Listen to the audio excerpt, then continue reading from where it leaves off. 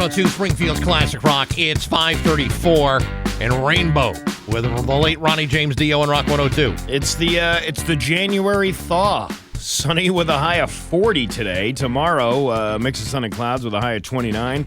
It is 29 right now in downtown Springfield. The Patriots have got themselves a new coach, and we'll be talking to Scott Cohen about that after 7 o'clock.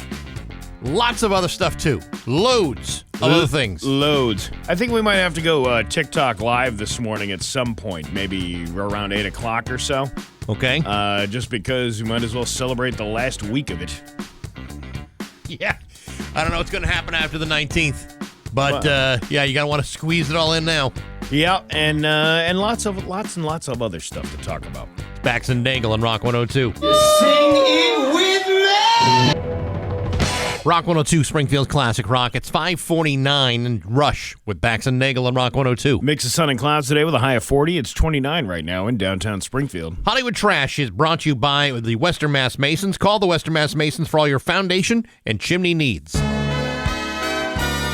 Somehow you still care about what's happening in Hollywood. So, from Tinseltown, 3,000 miles away, it's Steve Nagle's Hollywood Trash. Well, more famous TV homes have been destroyed. The house where the Roy siblings were shown strategizing during season 4 of Succession, and the estate that was used as Gene Smart's side mansion on Hacks. The 2.5 Men house burnt down, too. Jesus. I saw that. Somebody... You know, I don't know why TikTok's going away, but somebody had the theme song of the 2.5 Men showing the ruins of the house that no longer is there. I can't imagine why anyone who wants to take that down. By some miracle, James Woods' home is still standing. I thought it had burnt down. I thought last week it Well, how many gone. homes does he have? He could have more than one home. No, it was the one the one and only that he has there. But Jeff Bridges, Mel Gibson, and Anthony Hopkins were not so lucky. I did see an update from Mike Scully the other day that they were safe. So Yeah, I saw that too. But I've also seen a lot of before and after pictures. Yeah, I was telling you this last week. The bunch of pictures showing like neighborhoods, just simple neighborhoods, not celebrity neighborhoods, of what it looked like before the fire, and then what it looked like after the fire, and then this big panned out shot. It's like this looks like something from the movies. It's apocalyptic. If only a fire hydrant were still working, maybe some of that wouldn't have happened. Ricky Lake would like to remind you that the destruction of her home was foretold months ago by Hollywood medium Tyler Henry. Really? He was like, you're going to suffer a loss from fire and water. And sure enough, he was right. Man, that kid's amazing. That guy's net worth just went up a lot. Remember when we had him on the show and he refused to do any medium work for us? Yes, because he was not really a medium. He just does it for the show. And how easy it is to say to somebody who lives in a wildfire-prone area that your house might be burnt down. It's like when you go to one of those things and they're like, who in here has the picture of the older gentleman in camouflage? like how many? Thank you for inviting me to your house on the Los Andreas Fault. I predict in my mind an earthquake or a fault shift. Who over here has a picture of a grandmother standing next to a car? Do you have any shirt with buttons? Oh my God! How does he know? He knew. He's talking to my Nana.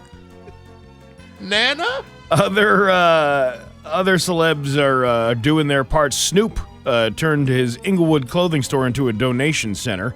Halle Berry says she was packing up her entire closet to donate.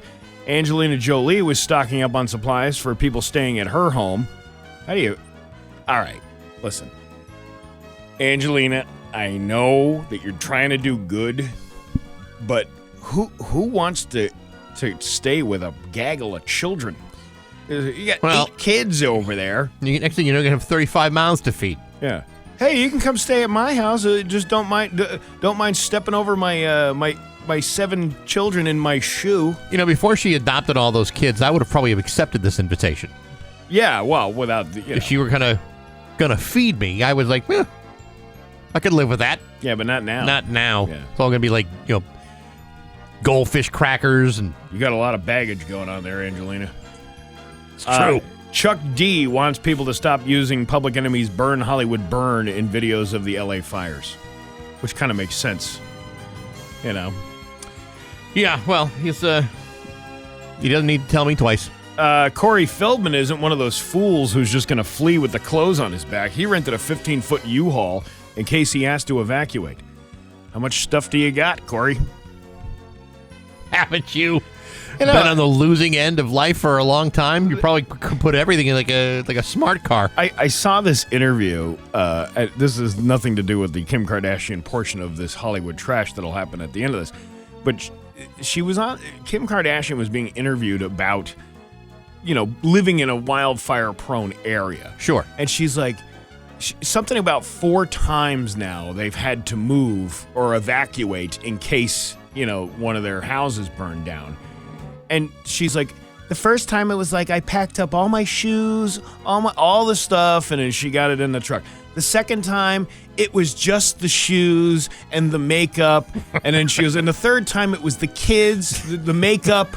It was a little bit less, and then by the fourth time, I just grabbed my photos and my kids. Like, that's all that really That's matters. what matters. Yeah. And I'm like, it took you 4 times to realize that human life is really the only important thing. All right, but to be fair, there were some amazing shoes in that collection. I know, you don't want to grab all the left ones, not the right ones. You got to make sure you match them up, box them up, put them in your U-Haul, and go. An NBC Los Angeles reporter is being dragged for interviewing Dennis Quaid while he was trying to evacuate his home. Did Dennis? I didn't even see it. Did Dennis Quaid tell him get the hell out of here? I didn't see it either. But if I were trying to pack my stuff up and move far away from the fire, last thing I want is the interruption of a reporter asking me questions. What are you doing out here? I'm evacuating. How come? Because everybody is. I don't know if you saw. We'll have more at 11. I finally saw that video of David Muir with the fire jacket on. Did you see that? Yes, I did. He's got a clothespin on the back to make him look more buff during the interview, and then when he turns his body, you can see this giant clothespin. Was that like one of those giant things you hold letters with? It might have been. Yeah. The big giant clothespin. But you got to say, as a result of that clip, Yeah. he looks spectacular in that jacket. Bette Midler shared a video of a family singing at the burned remains of their home. It as much as we're joking about this now because it's the celebrity portion, it's a horrible, horrible thing out there. There's a lot of people that are displaced now because of these fires. So, including Kim Kardashian. Well, she must have something to say. From California, while some celebrities are being celebrated for helping their neighbors and first responders, Kim has been fined for wasting vital water resources during the fires to save her own home and gardens. Well, what does she have to say? Oh, my God, the last time my patch was this wet was when Ray J hosed me down like an oscillating sprinkler in that sex tape you can purchase on YouPorn for $39.95.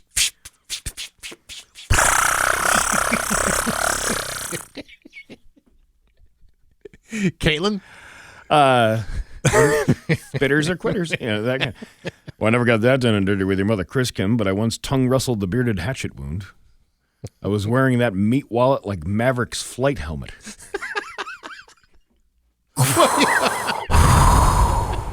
Talk to me, Goose. What are you trying to say? What I'm trying to say is I did a Han Solo. What's a Han Solo? That's where I stuffed my face in there like it was a gutted tauntaun. How do you say it? Tauntaun. Tauntaun. Yeah, tauntaun. I thought it smelled bad on the outside. Where do you get your head on the inside? You know what? These are just jokes. You want to help the victims of the California wildfire, please donate to your local Red Cross. And that's your Hollywood trash on Rock 102. And now, Bax's View from the Couch, brought to you by Rocky's Ace Hardware, Winter Storm Headquarters, before and after the storm. Hey, good morning, sports fans. How the heck are you? Well, I certainly didn't see that coming. By now, most of you know that the New England Patriots have hired Patriots Hall of Famer Mike Vrabel as their next head coach, replacing the recently fired Gerard Mayo, who, after just 17 games into his head coaching career, was left for not doing nothing much to disprove the fact that his team sucked all year long and finished with a record of 4 wins and 13 losses in spite of him. Now, the Patriots have the guy they always wanted, 3-time Super Bowl champion and former 2021 NFL Head Coach of the Year, Mike Vrabel. And so, the reaction so far has been pretty positive. Gronk, Teddy Bruschi, even former Titans left tackle Trevor Lewin, who played under Mike Vrabel, all praised the Patriots for making this decision. All saying that party time is over. It's time to kick ass until both shoes are filthy, because there's a new sheriff in town, and he's not going to put up with anybody's foolishness. According to Lewin, quote, "I swear to God, it's going to get tough at times. He can be nasty, but you're going to win some games." Dude, that's all we need to hear. While Gerard Mayo called his team soft, Mike Vrabel is going to kick the softest right out of him, because that's what a badass like Mike Vrabel does. At least that's what they're telling us. Now here's the thing. Mike Vrabel has found himself a multi-year contract, the exact terms of which have not yet been released. And here's what we will be getting. A 4th-round pick in the draft, more than $100 million under the salary cap, and a clear-cut franchise-level quarterback in Drake May, and the 4th easiest schedule for next season. He also gets to come home to Foxborough, where the most productive years of his playing career occurred. Now, you might ask, if everybody likes Mike Vrabel so much, why did they hire him in the first place? That's a damn good question, one that I don't really have an answer to other than Bill Belichick said so. So now it's time to put aside all of that and watch Mike Vrabel get to work, win some games, and resume the team's once proud history of ass-kickery and badassery, because I haven't seen much of that since they let Tom Brady walk out the door, and it might be time to get back into it. But hey, enough of my yapping. Sports brought to you by Rocky's Ace Hardware. What do you know about snow throwers? You need to talk to Keith at the East Longmeadow Rockies. Keith is an expert selling and servicing Aaron's throwers and Ego battery-powered snow throwers. Good people like Keith and rock-solid service at every Rocky's Ace Hardware. I'm Bax. That's my view from the couch.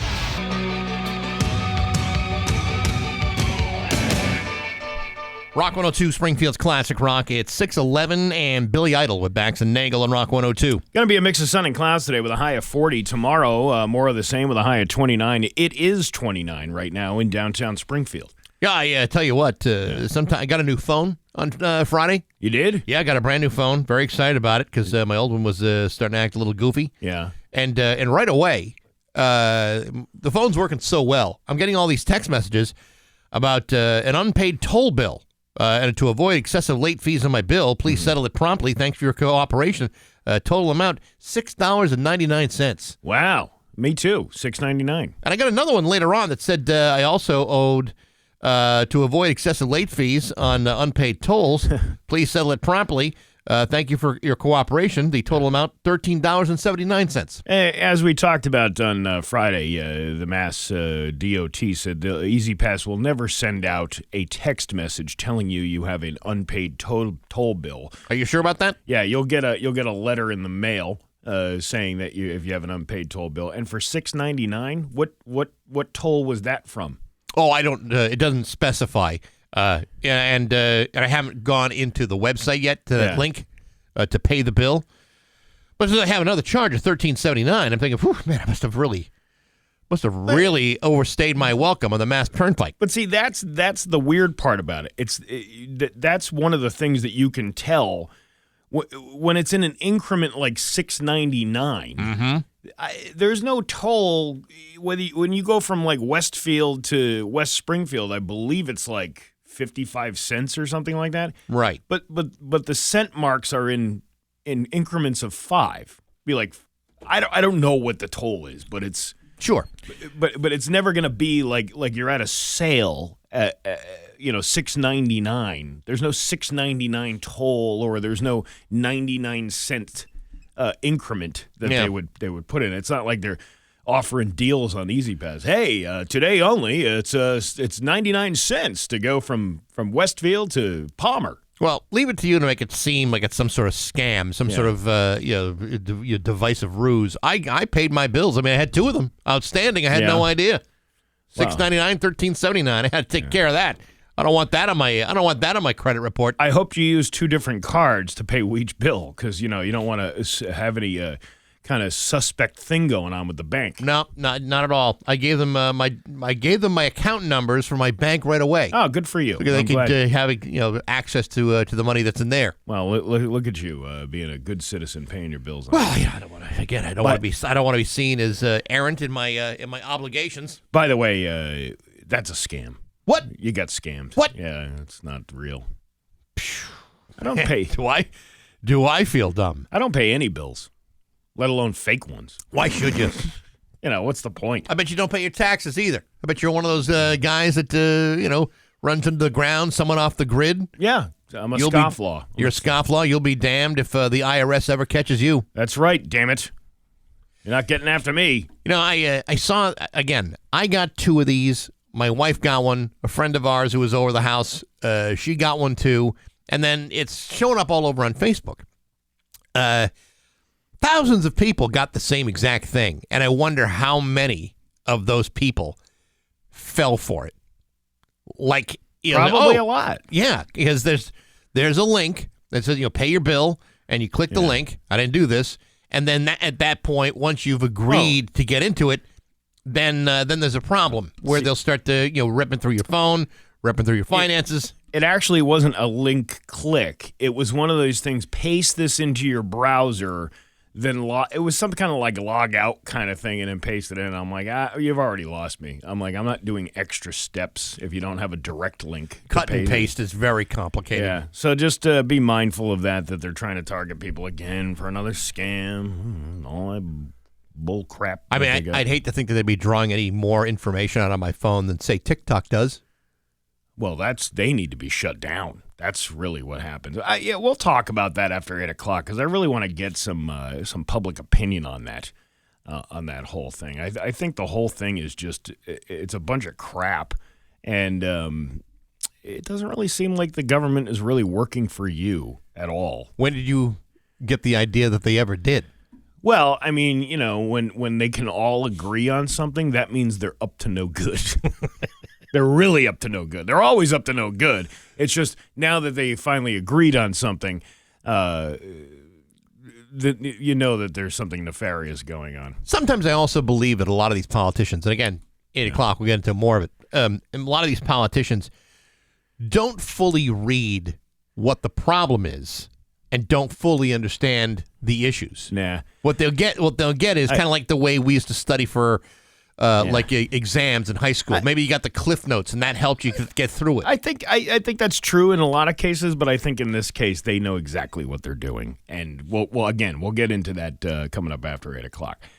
Last night I went down to Comics Roadhouse at Mohegan Sun and did a set. I middled. I'm a middle guy. Middle. I did 25 minutes. The nice thing about the Comics Roadhouse, like being in an actual comedy club, they have a timer up on the wall, or is a clock that tells you, and only the comedian can see it. Right. If you were sitting in the audience, you wouldn't be able to see this thing because it's hidden so well that it's not for the audience to see. It's only for the person on stage to see. And man, that keeps you tight.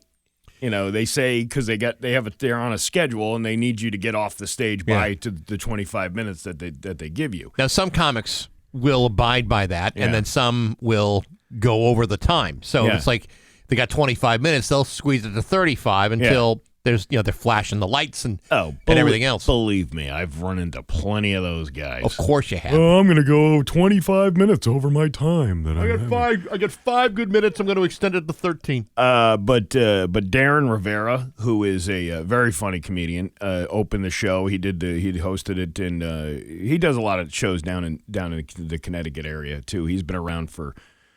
It's funny. There's a group of us that all kind of started around the same time, about 20 years ago, and I was talking. And Pat Oates was the headliner last night for the show, and we were all kind of talking like, this is kind of cool that we're all like, we're not in some seedy bar in Holyoke anymore. We're actually at a real live paying club. Which is nice to be there. Well, you've heard stories about how some like the major clubs in New York or Los Angeles, have that kind of same thing. Once you've been passed through, then all of a sudden you're kind of part of it's like I don't want to say it's a fraternity because there are women involved in it too, but it's more like an exclusive club of comics that have that are together and all of the same generation. So that was the neat aspect of that. The other thing that really bothered me, I don't understand why people would even, and I don't know if these people paid or not. They could have had comp tickets from the casino, but these 3 ladies that were there last night would not STFU. Like, they were just talking and amongst themselves during the show. You could tell that they had clearly been drinking quite a bit before the show even started. Yeah. And I try to block that out because I'm on a mission here. You know what I mean? I got 25 minutes. I'm trying to try out some new stuff, that I'm throwing into the set to try to mix it up a little bit. It's more about, right. And there's probably about 65, 70 people in this room. And these 3 ladies are sitting up front, and all I could hear was them talking among themselves to the point where I had to address it, because other people around them were just like, STFU. Right. And I don't get why you would do that. Like, this is not your time to come in here and start interrupting somebody. Right. But you also preface this by saying they were clearly drunk. Yeah, but sober people wouldn't be doing that. No, only drunk people think I'm whispering as quiet as I can. But you're ruining the show for the other people around there. And this lady, I do a couple of jokes about cancer. And that one guy laughed. Well, he had cancer. And laughter is the best medicine. And the lady, she says something. One of the women says something, and I said, "I'm sorry, what did you say? You want to do some audience participation here? We can do that." And she goes, "Oh, my friend here, she had cancer and she beat it, breast cancer." And I said, "Oh, I didn't realize the chemo will knock the cancer out of you, but it doesn't knock the ability for you to be quiet during a comedy show," which actually got a pretty good laugh because most people were, and they just kept hammering, and I didn't realize. I remembered this from being the headliner back over the summer. Yeah. I didn't remember the fact that if you want security to come and take them away. They will? They won't take them away, but they'll come over and at least say something to them. They'll give them a warning. And I didn't realize there was a code word. There was like a code phrase that you're supposed to give to signal the security guy to come over. Okay. And that is... I guess I can say it because it's really not a big deal. Lemon tree? Get these folks around to Diet Pepsis. And that summons this big dude to come over and tell them to STFU. And I didn't know that. He finally came over and quieted them down. And then they were mad. They just, the rest of the time that I was up there, which they ruined probably a good 5 or 6 minutes of my time while I'm doing that. They were just mean mugging me and crossing their arms like I had done something to them, ruined their night. You didn't do anything to them, but they didn't do to themselves. And I said, where are, this is before the guy came over. I said, "Where are you from?" And they're like, "Walcott." I guess that's over on the western side of the state. Yeah. And we're here for our hairstylist Christmas party. They all work in a hair. My God. And she's like, "We talk all day long." And I go, "Yes, but you're not in the hair salon." I'm like, "You're committing barbicide. Stop it."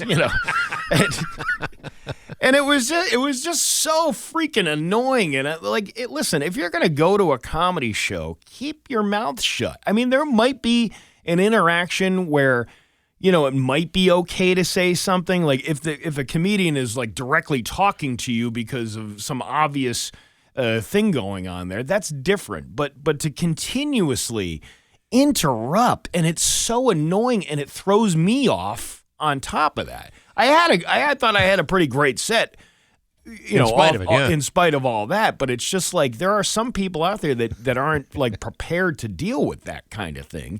And these, and then the worst part was I watched a little bit of Pat's set thing. Sure. But I also couldn't stay the entire time because, It's late. you're late at night. And as I'm walking out, I see they didn't even stay. They left. They left. Oh, and my God. here they are, like stumbling around the casino. It's like, oh God, I wish I had approached them afterwards. Yeah. Well, hey, I'm sure Pat would have held his own against them too. But successful night at Mohegan Sun. It's 6:23 with Bax and Nagle on Rock 102. When you're home or office. It's Hey, radio 6:25. I know, huh? 6:25 with Bax and Nagle on Rock 102. Dan Brown will have the full forecast for you. Let me see here. Hey, real quick, the Rock 102 app. If you have not downloaded this thing, I don't know what to tell you. It's all brought to you by Aquapump, and it's awesome. You can take Rock 102 wherever you want to go, listen to station podcasts. You can access contests, events, the concert calendar, connect via social media, plus the open mic feature is pretty cool, too. It works with Apple CarPlay and an Android Auto. And all you got to do is download it at your app store on your iPhone or your Android. It's all brought to you by, again, Aquapump, water pumps, water filtration, and water treatment options, Stafford, Connecticut, and Rock 102. Do you know how much New York, like the island of Manhattan, was sold for back when the Native Americans traded it to the settlers? $28 or something like that. $24. Yeah. You imagine that? Well, $4 was for the tip. And then, so last night I'm leaving Mohegan Sun, and I realize, oh man, I should have gotten gas before I left Springfield. Right. And I was like, let me get a little bit of gas here in order to make it back to the lower taxed rate of gasoline. $3.64 a gallon at the at Mohegan Sun for Really? regular unleaded. $33.64, and I'm like, man, these Indians are like, yeah, we're not gonna fall for that $24 thing again. We're gonna get every penny of that back plus interest with your. I think the two tribes that run casinos in Connecticut have pretty much made up for all the loss. The reparations. Yeah, I think the reparations things. Yeah, yeah. I've handed a few bucks. Yeah. Have lost at least $24 every time I go. Yeah. So I think we're all even Steven now. Hey, with those ladies last night, I lost part of my dignity on the stage. and there's a value to that too. You want to laugh? Sure. Well, let's laugh. It's Bax and Nagle's Joke of the Day I'm funny how? I mean, funny like I'm a clown. I amuse you. on Rock 102, I make you laugh. Springfield's classic rock. Usually at this time I tell some stupid joke that's not even that funny anyway. But this is a little funny situation that happened to me over the weekend. Saturday, I had to bring my kid over to Minnechaug High School for a thing she was in, a band thing she was in. Right. And then I was hanging out with some friends. I had some time to kill before I went to that Camping World thing up in Hatfield. Sure. And so my friends that live over in Wilbraham, they're like, hey, you want to come to our son's game? He's playing basketball. So I joined them. And we were watching their kid play basketball. They're like 8 and 9-year-olds, so pretty riveting game. Sure. They get blown out by their own team, 22 to 2. Ooh, yeah, smarts. It's crazy. But anyway, at the end of the game, we're walking out, and I have my Rock 102 sweatshirt on, and this guy comes up and he's like, "Nagle, Steve Nagle," and I go, "Yeah," and he's like, "What are you doing here?" And I'm like, "I don't know, I just like watching kids' games." And he started. That's how you just throw people off. You just throw people off that way. I like watching children. I just like hanging out at the kids' games. I just randomly show up to kids' games. Nice meeting you. I'm going to go back to my white panel van, see what happens. Yeah. Hey, you guys want some candy? I got candy and alcohol right out here in the parking lot. That wasn't even that funny of a joke. It was just I just thought it was interesting. Yeah. Hey, you want to throw people off? And you did. Yeah, I did. You did. Yeah. I'm a sick bastard. We should bring those ladies in here. Yeah, probably. They probably did a better 5 minutes last night than I did.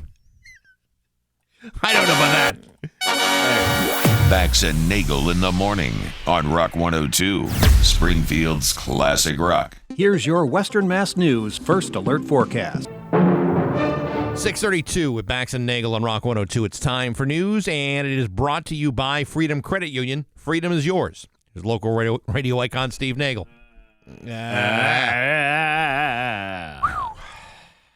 Are you ready? Yeah, I'm ready. All right. As Clardina Soriano walks her dog in West Los Angeles, she's grateful she can still take him out at the moment. She's just a short distance away from the deadly wildfires that have devastated more than 50 miles of the L.A. area, killing at least 7 people.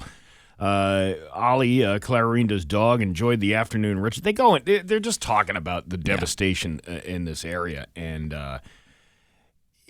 we're already over I think it was $1.5 billion in probably assessed damage from the thing. Yeah, it's they're calling it like the biggest damage event of all time in dollars here, and even in space, like physical space. Here's one of the things that I was watching over the weekend about insurance and how there's a lot of these companies that canceled their policies among the people. And then some guy who was on the insurance board of California comes out and is like, no, they're going to cover, or we're going to reinstate their policies or whatever. This one guy I was watching a video of, he had a really good point. The problem with that, even with insurance, is how long this is going to take. You still have to, no matter what, have to have an adjuster come out. And think about an adjuster. A lot of people have the same insurance company out there. How long that's going to take to have an adjuster come out there. And then if they do find somebody who was responsible, any arson, if there was an arsonist that was arrested, they don't pay the claim. When an arsonist is they find an arsonist responsible for the fire, that's not covered. Did you know that? I did not know that. Yeah. If that's the case, concessions need to be made here, because just on the scale of it all, there are people.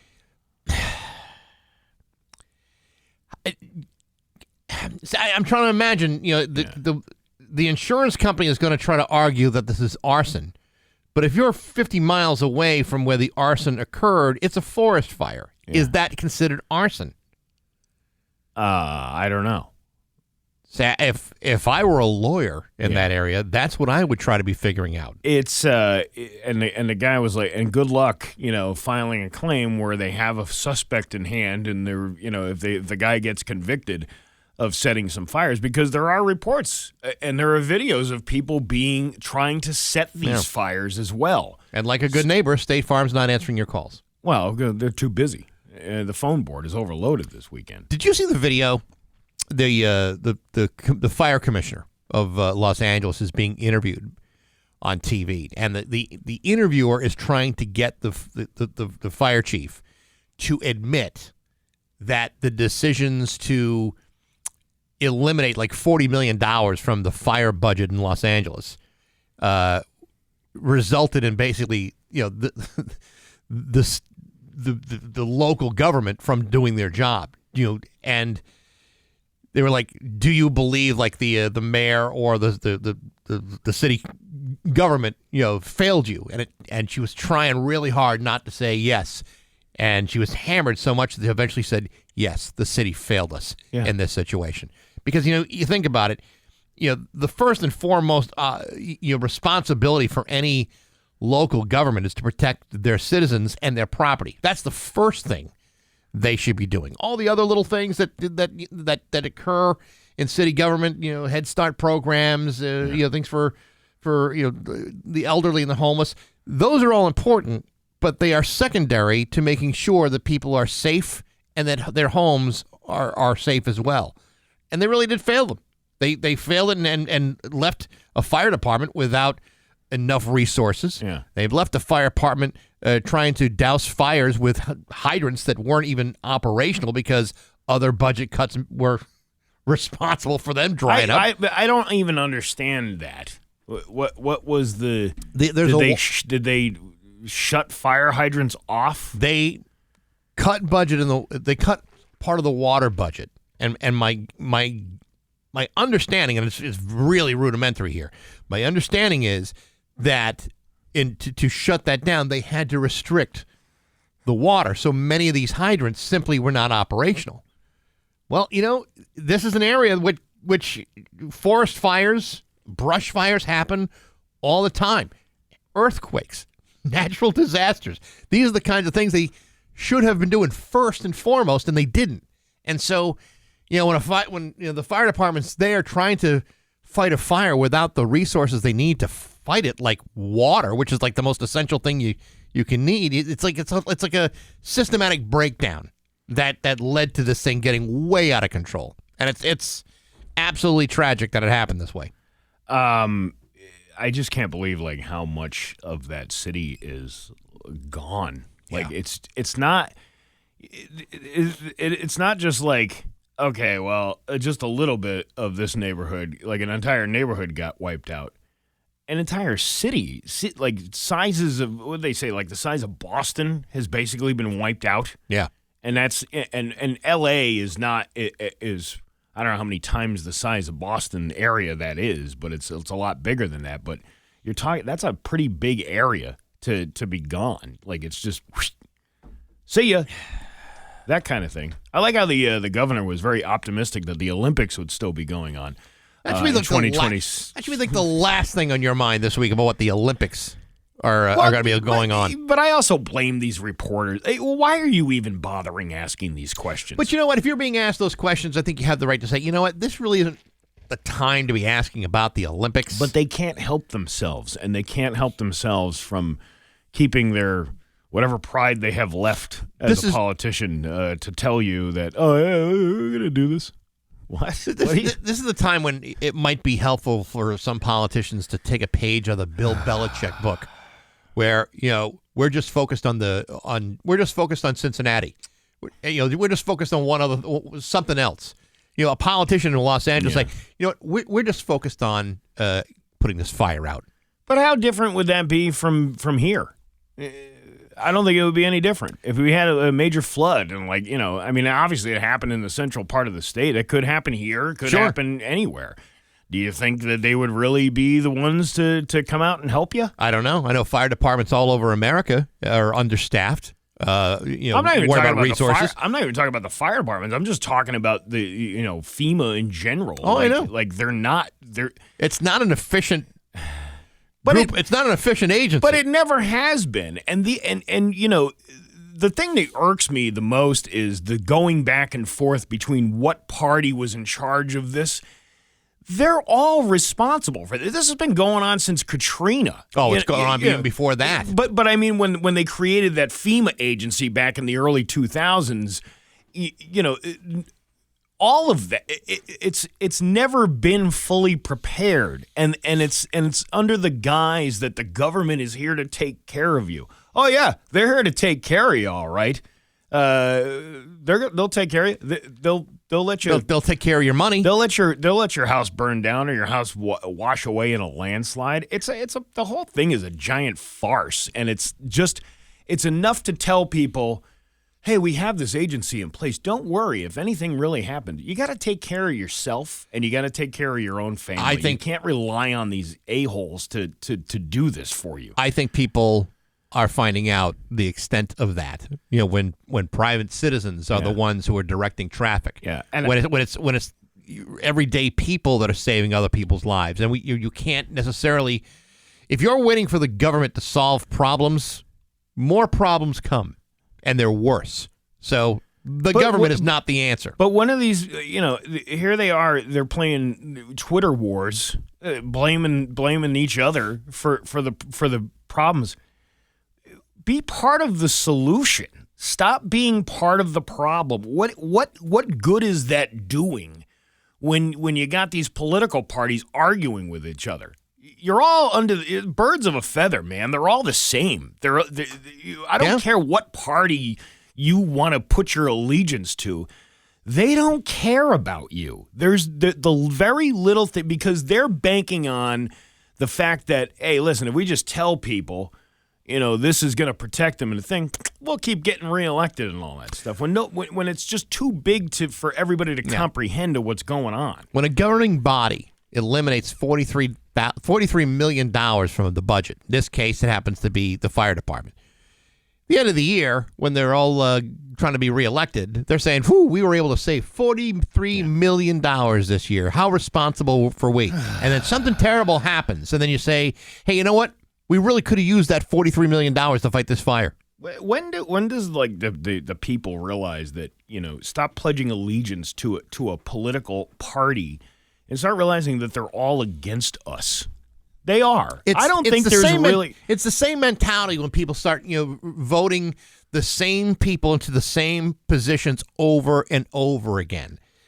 It's not. If you spend like 25 years in Congress, is it because you're such a really good congressman or just a really good candidate? Well, plus you wind up being out of touch with the people that you represent because you're so comfortable in being reelected, Mr. Richie Neal, and You keep getting, they like me. They keep reelecting me. No, it's because you're the only recognizable name on the ballot, and you're outpacing them with numbers. Yeah, but look at the problems we were having 35, 30, 40 years ago. Yeah. Inflation, we were worried about the Russians, and we were worried about the Middle East. Yeah. All those things are still happening in 2025, and yet we've sent the same people to Congress to fix it. And guess what's happened? Nothing. Nothing has happened. Nothing has been fixed. It's the same problems. I don't know. I'm sure we'll get an angry voicemail after the show from that one guy. Yeah, in reference to the morning show, that she ain't no pumpkin head and that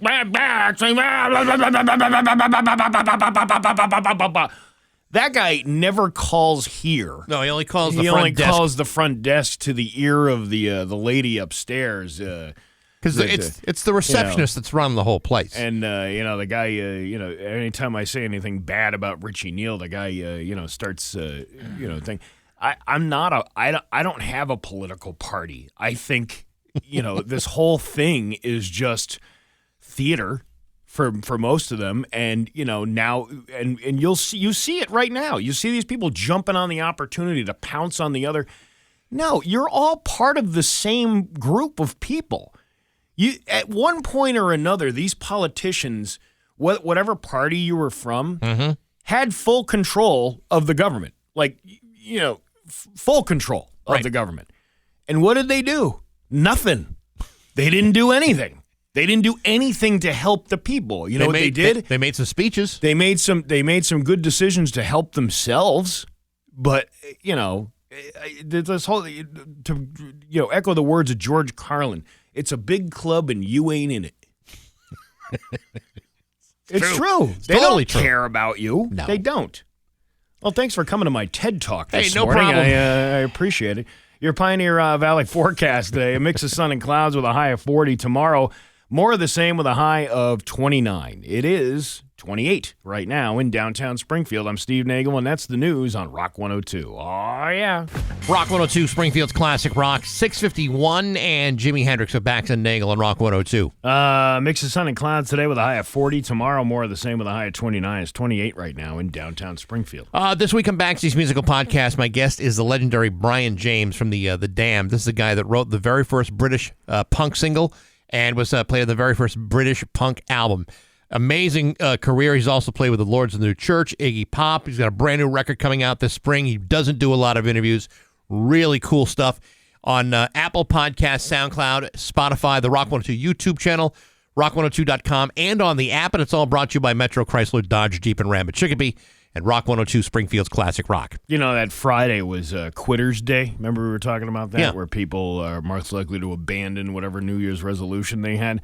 But if you want to pretend like you're still sticking to your diet, the good folks of Arby's have you covered. Because, if you're looking for diet, Arby's. Is the first word that comes to mind, isn't it?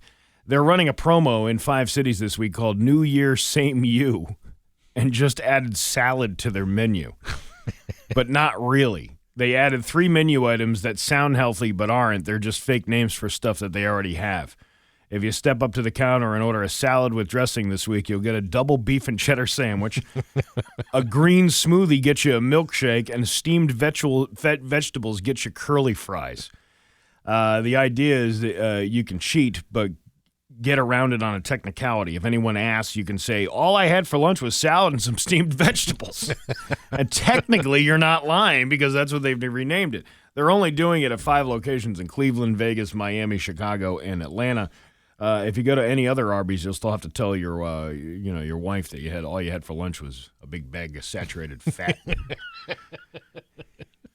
I just ate an entire stick of Crisco. Yeah. Okay, I went to Arby's today because it's heart smart.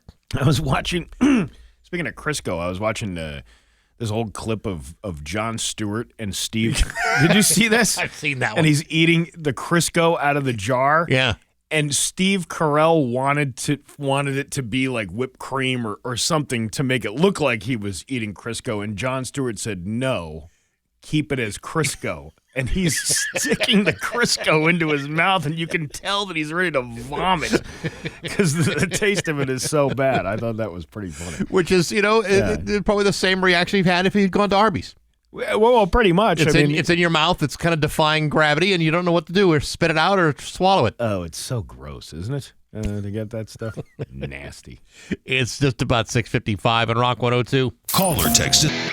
And now, Bax's View from the Couch, brought to you by Rocky's Ace Hardware, Winter Storm Headquarters, before and after the storm. Hey, good morning, sports fans. How the heck are you? Folks, I don't know about you, but I enjoy a certain financial lifestyle, and so I gladly live paycheck to paycheck.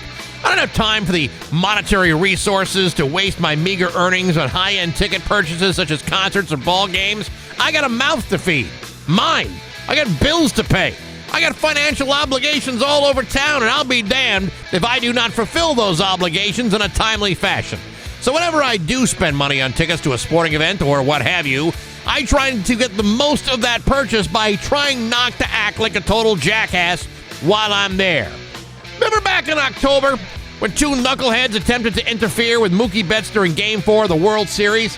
Mookie, while playing for the Dodgers, attempting to make a play against the outfield wall as he left 2 idiots, Austin Copobianco and John P. Hansen, attempted to strip the ball from Mookie's glove as he was attempting to make the play.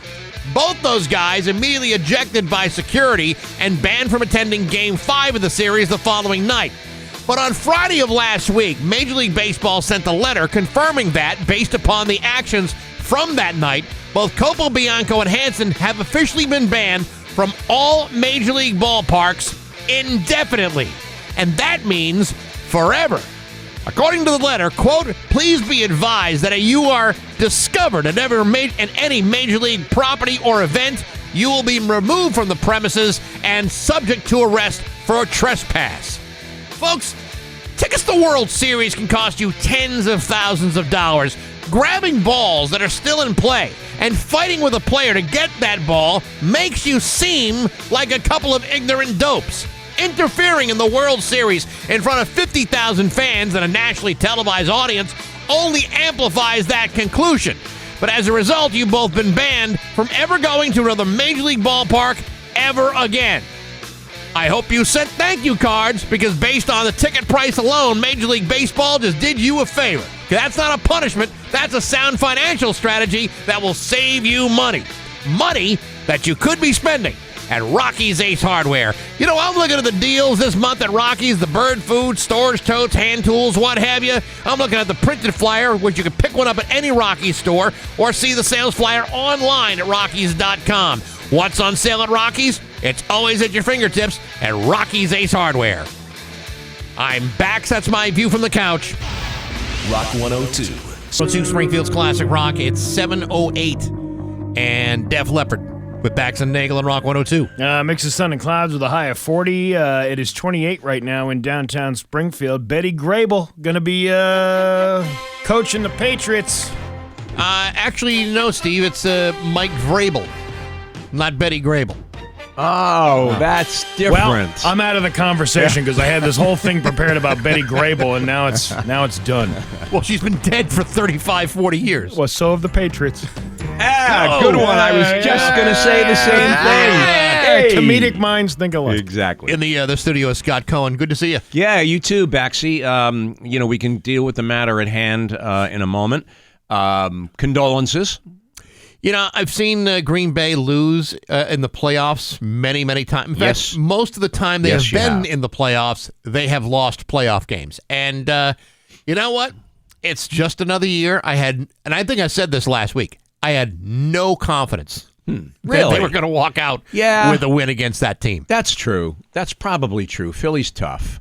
But the thing in the game, the Green Bay game yesterday, it's like I actually just sat, and I don't do this often where I just watch wall-to-wall football. And I stayed and I watched as much as the Washington game as I could. And you got to get to bed to be up early. Sure. But,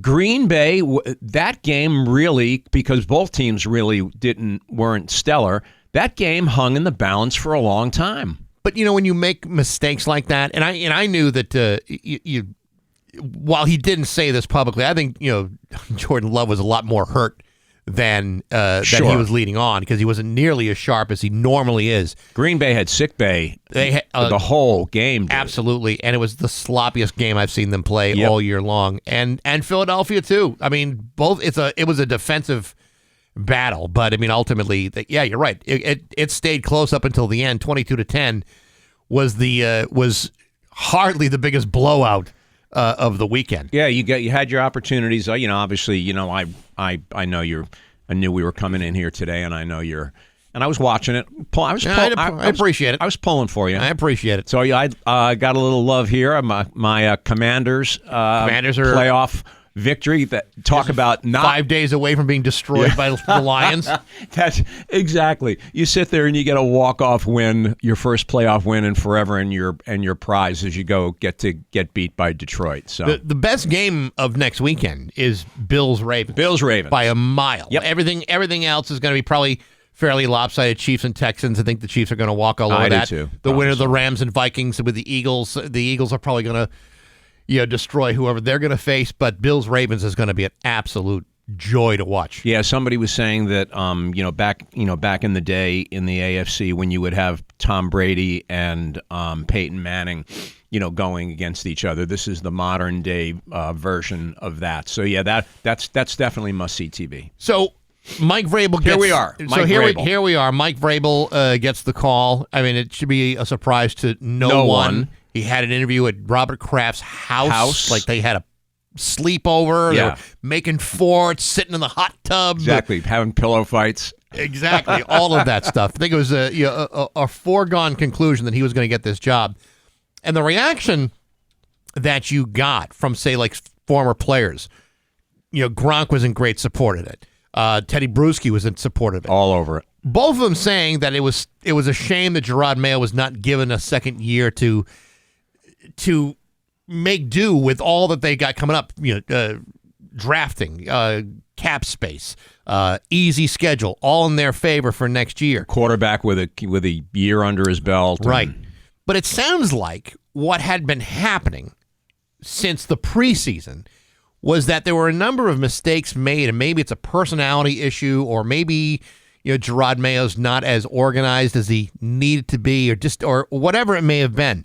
There was a disconnect between him and many of the players on this team, and that's why Mr. Kraft had to make this call, because there was no progression in what they were doing. It was only a regression, and part of that has to be pointed to Gerard Mayo. What do you hear about that? Well, so I think in many ways, this is kind of the typical thing that happens.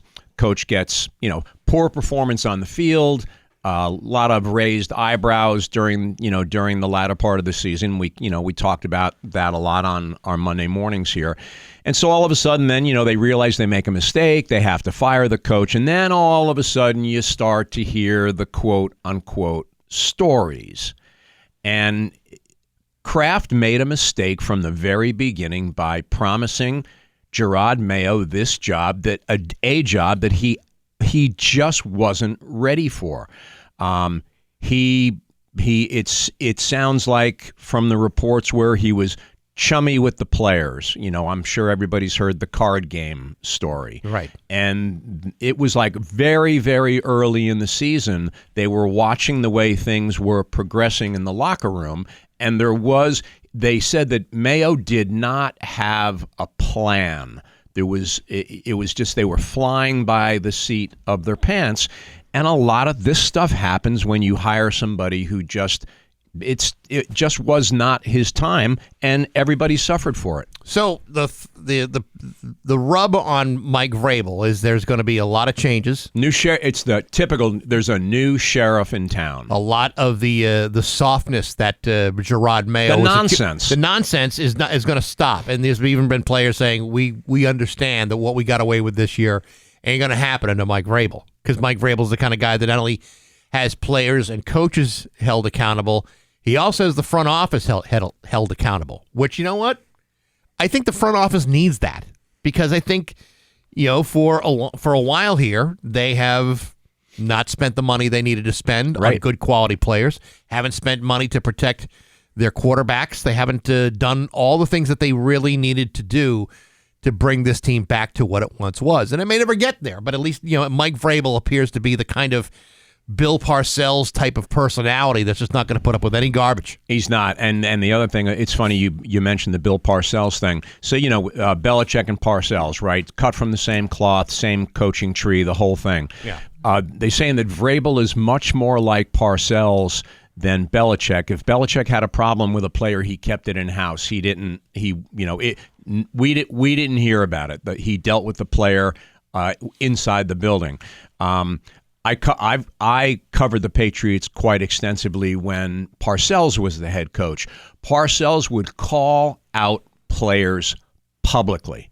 He did not hold back, and Vrabel is going to do the same thing.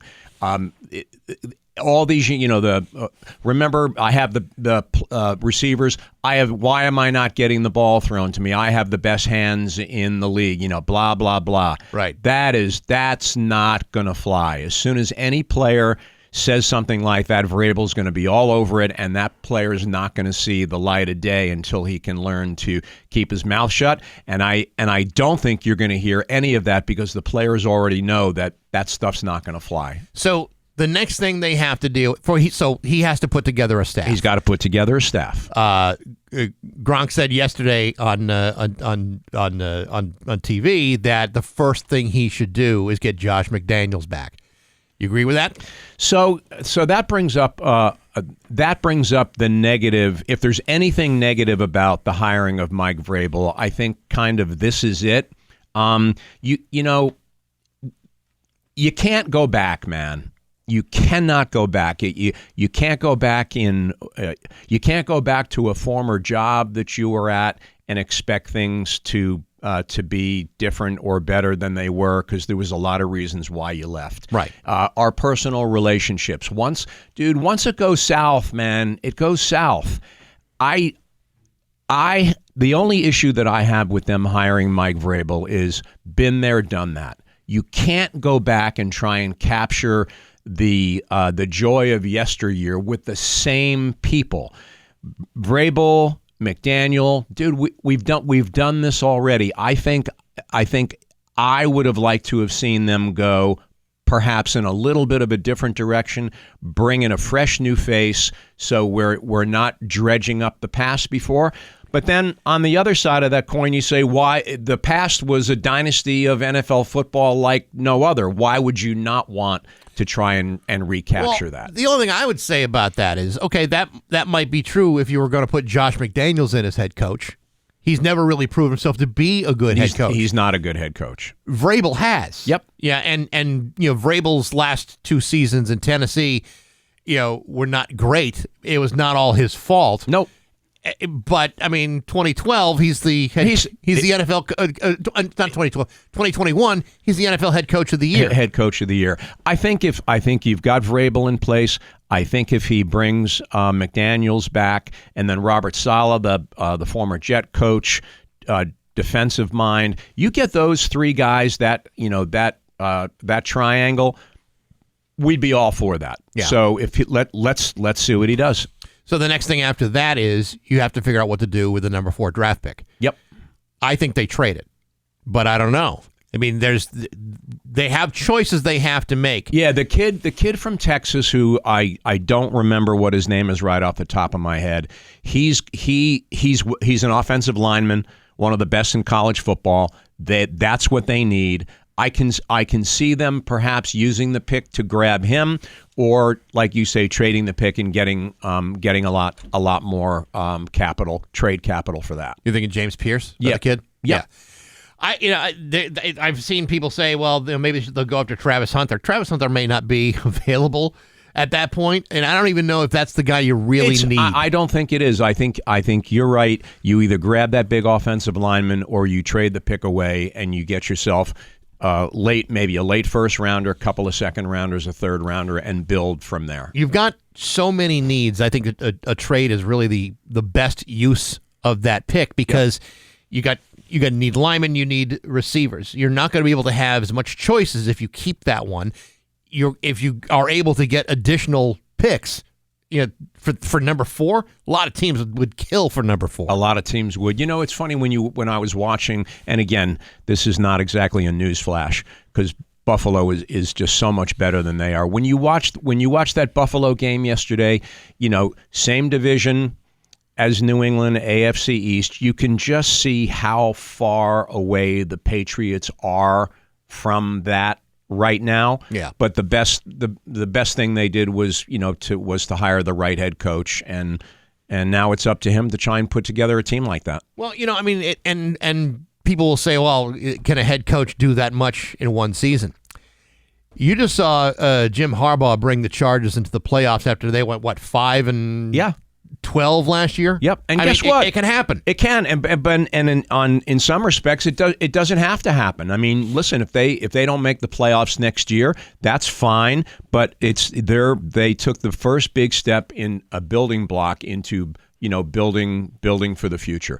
I don't know what the under-over is on how many wins they have next year, what the goal is. Maybe, I don't know, a 500 season, a game or two above 500. They don't have to make the playoffs next year to have a successful year. They've just got to show a giant step towards that. Right. Bruins are awful. But they got a huge win on Saturday, beating Florida in overtime. So I'm positive on the Bruins this morning. The Celtics are the team that's struggling, just 7-6 in their last 13. They lost Friday night to an inferior Sacramento team, and they escaped with their lives against New Orleans, who I think has 6 or 7 wins at home yesterday. So the Celtics are the one to keep an eye on. They've got some work to do. All right. We'll talk to you next week. Yep. Good talk. Actually, no, we won't because it's Martin Luther King Day. Yeah. And so we'll be we will not good, be there because I was going to tell you I'm not going to be here next Monday either. So that works out great. Oh, that's too bad. Well, there we go. Yeah. Well, it worked out all the way around. Just fine. Scott Cohen at 7:22 on Rock 102. Rock 102, Springfield's classic rock at 7:28. And Aerosmith with Bax and Nagle on Rock 102. Dan Brown will have the full forecast for you. Hey, Steve, the Auto Parts Swap and Sell is coming to the Eastern States Exposition Grounds January 18th and the 19th. Mm-hmm. This week, you're going to want to listen to the Bax and Nagle show because we will have 4-pack of tickets to give away to people. Not right now, but later on this morning, we will give away our first 4-pack of tickets to the Auto Parts Swap and Sell at the Big E. All right. I know, exciting, huh? I want to go to that. Yeah. Yeah. What date is that? The swap and sell? The 18th and 19th. That's this weekend. Oh, sweet. Yeah. Maybe I'll head over there. Yeah. Maybe one of those. Maybe the 19th. We should talk later about your time at Camping World too. Yeah, that was actually a pretty cool experience. And man, I wish I'm eventually probably going to get a camper. Mm-hmm. Like, when I get towards the retirement years, like my coworker. Dan Williams? No, because Dan's got a camper. Yeah, I know. That must be like a rite of passage among radio people. We get a camper at the age of 52. It just goes downhill from there. Oh, I know. And then it lands itself in a campground. But wow, this thing was like absolutely amazing. And we'll talk more about that coming up around 7:45. It's 7:30 now. We got news next on Rock 102. Here's your Western Mass News First Alert Forecast. 7:33 with Bax and Nagle on Rock 102. It's time for news. Here's local radio icon Steve Nagle. Thanks, Bax. I won't say it. Just say what's on your mind. And this is nothing against Roberto's that we just did the commercial for. But there's something about the word bolognese that sounds kind of dirty, isn't it? If it's done right, yeah. It reminds me of the Kim Kardashian thing we did one time where it was ball bag bolognese. Oh, yeah, right. Yeah. All right. Good stuff. I like that. Yeah. Oh, yeah. I don't think they want to put that in their commercial. You don't think so? No, I don't. Probably think so. not. No. But you know what? A good bolognese is delicious. Yes, it is. As dirty as it sounds. If you smear it all over yourself, like I often do, then it gets a little dirty. Here's some breaking news, and not breaking news, but all the things that we were all worried about. The government is finally taking care of things that we should be really worried about. After a year of deliberation, Massachusetts Governor Maura Healey finally signed a new bill into law that protects pussy cats from being declawed. It's actually a good law. Is it really? Well, I don't know if you ever had a pussy cat in your possession. I have not. Well, not one with claws on it. Well, right. But see, but declawing a cat is pretty much an amputation of something that a cat needs to survive. And so while no one wants to lose a couch or a chair or a rug because the cat is scratching all over the place, it is a cruel amputation of their claws that damage their little cute toes. What are you talking about? They get knocked out, and then they wake up having no claws anymore. What's so bad about that? Well, imagine if you were knocked out and someone pulled all your fingernails and toenails out. Yeah. Well, how are you going to grab things? How are you going to pick your nose? How are you going to squeeze zits? You learn to live. I have no idea what this is. I don't even know what... It is a very controversial practice, and this should have been done many years ago. Last January, State Senator Mark Montigny proposed Bill S-2552 with the goal to save felines from the surgical procedure of declawing and its side effects. It's very inhumane and it's very painful, and I commend Healy for signing this into law because it gave the pussy cats a voice, said Robert Wilk, the director of Ella's Feline Rescue Mission in Springfield. Wilk told Western Mass News that it was a miracle what Massachusetts leaders have done for the health and well-being of pussy cats. Every cat that has this procedure done wakes up, sees that all their claws are gone, and they just say, meow! Imagine being the cat. Wakes up. They've taken out all your reproductive organs and your claws. Well, that's a bad day at the doctor's office. All right, but isn't removing their reproductive parts kind of inhumane too? I mean, if you think about it. Well, but it also cat doesn't consent to losing its nuts or being whatever they do. The spade, yeah. They don't. But on the other hand, if you didn't, that you'd have a litter of pussy cats every year.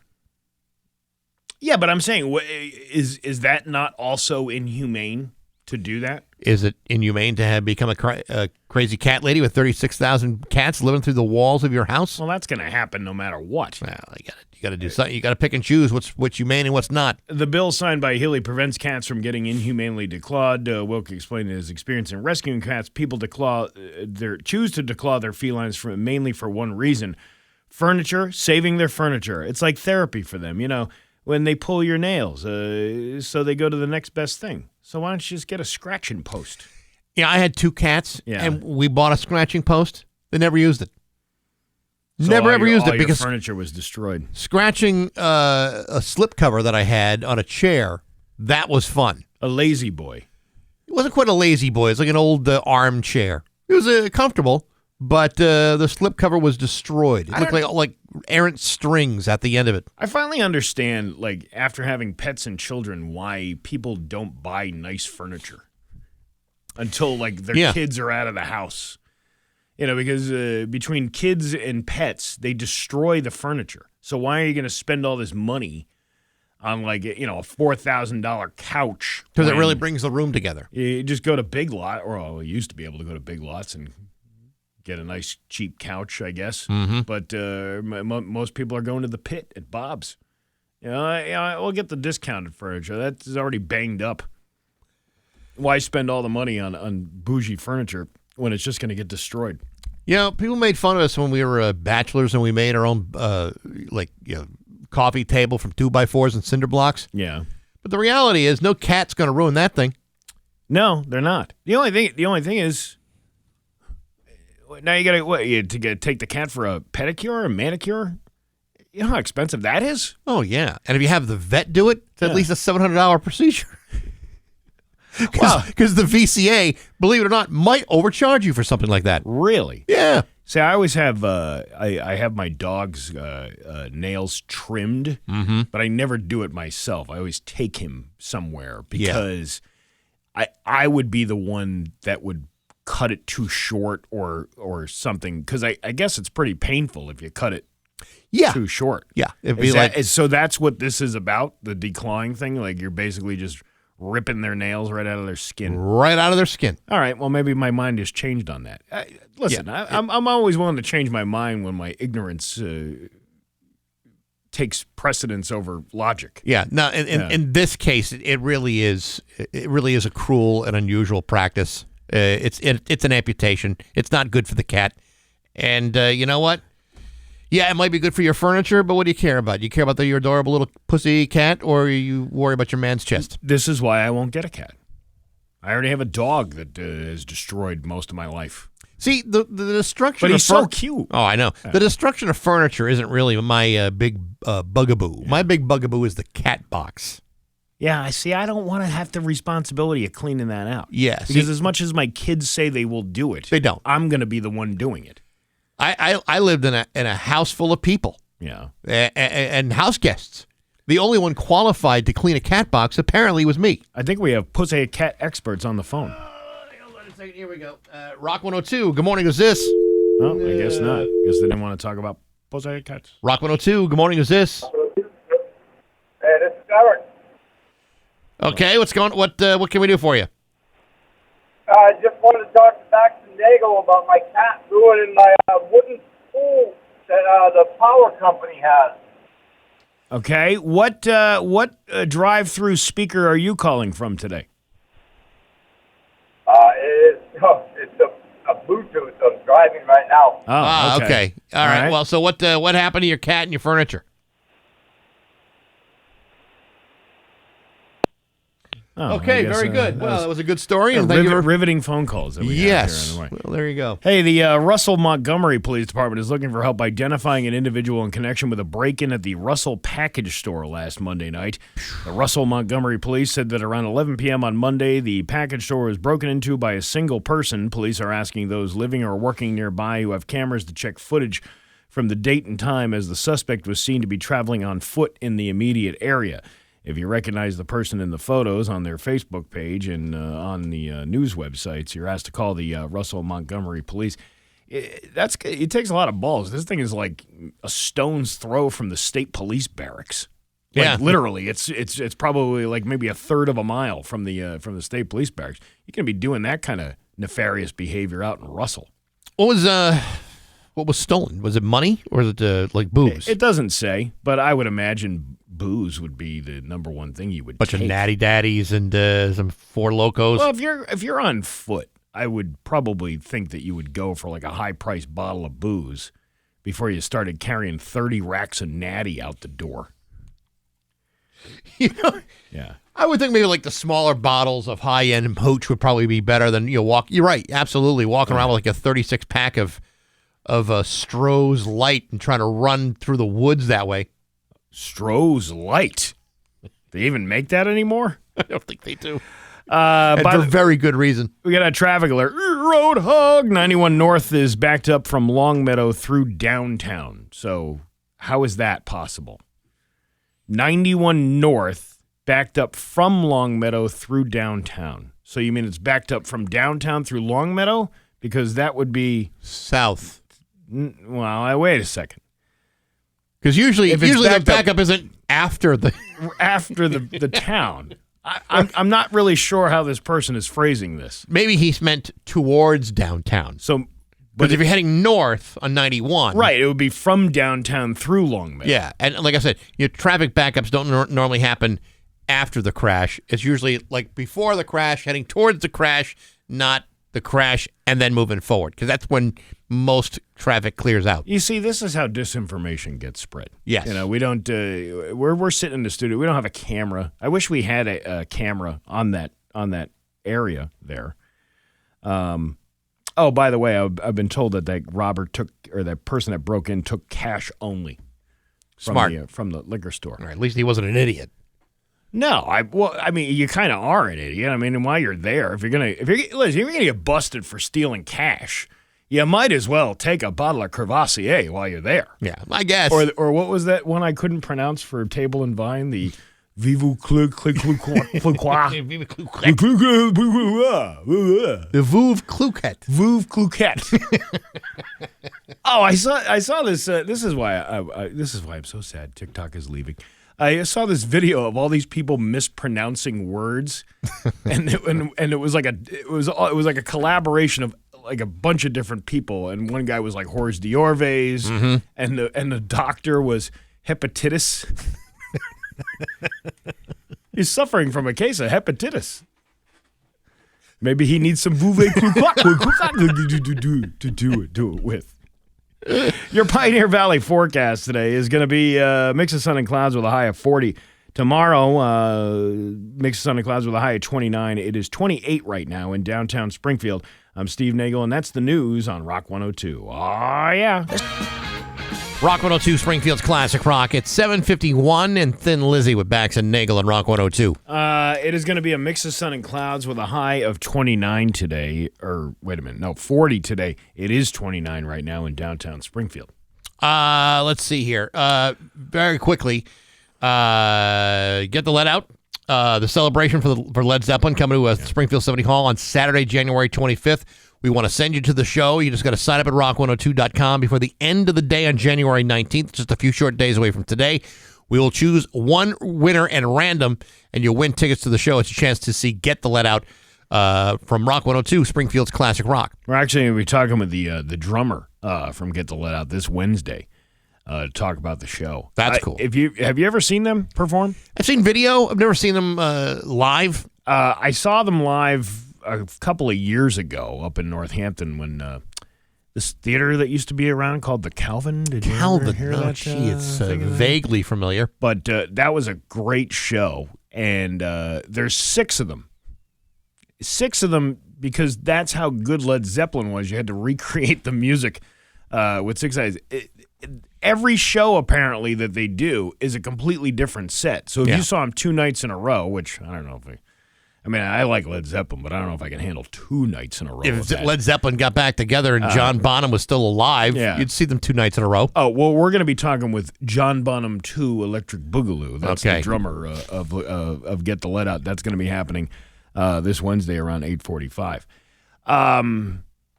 Saturday, I went to Camping World up in Hatfield we had a promotion going on with Camping World with the Rock 102 road crew and everything. Yep. Great bunch of folks up there, by the way. Lots of it's like a sea of RVs. It was almost like being at a NASCAR race in like that inner track of a NASCAR race.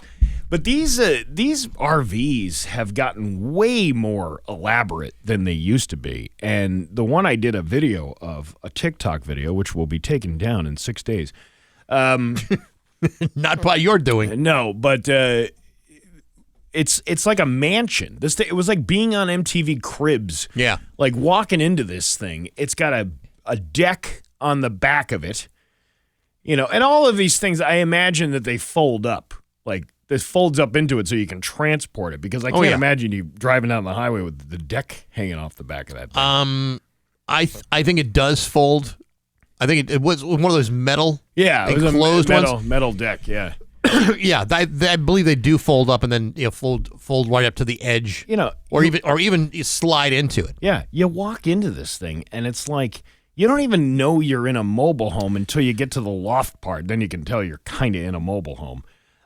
But it's like this big bougie living room with a wraparound couch and a TV and a propane fireplace. There is absolutely no limit to the amount of money you can spend on one. Yeah. And interestingly enough, used ones, are much more. You're going to get a used RV for less than it costs to buy a brand new car. Yeah. And that's and to be honest, when we bought ours, we bought ours like right at the beginning of COVID, right before they started to get really hard to find. And so the timing for us was perfect. Yeah. We don't regret it for a moment because we've gotten more than our use out of it. It's bought and paid for, and it's been fantastic. Again, it's a radio retirement rite of passage. Like, you need to buy one of those because you know you're going to be living in one. Yeah, well, I know. Well, Dan's got one. I got one. Mm-hmm. You should get one. I should. Yes, I absolutely should. But I'm not ready for one right now. But this thing, it had like this loft up there, and clearly you had to crawl into. You would have to crawl into the bed that was up there. But it was like, it had like closet space. Mm-hmm. It had this big bougie bathroom in there. It had a big guest bedroom. Oh yeah, and all of these the cool amenities to it, and it was pretty cool just looking around at all this stuff. And even the smaller one was pretty impressive. It looked like a tiny home. Yeah. I think, basically that's what it was a tiny home on wheels. And that was like a double-decker thing, too. Like, it had like a loft space up there where you had the bed, but you had all of this room, even in this small little space, which was pretty neat. So. Yeah, it's awesome. Yeah. A couple of years ago, we went to the camping outdoor fishing show. Yeah. And so we were looking at, we had already bought ours, but we were looking at what like brand new ones were. Yeah, it's like if one was being sold for like $106,000, I had to be nosy, just to see what it looked like.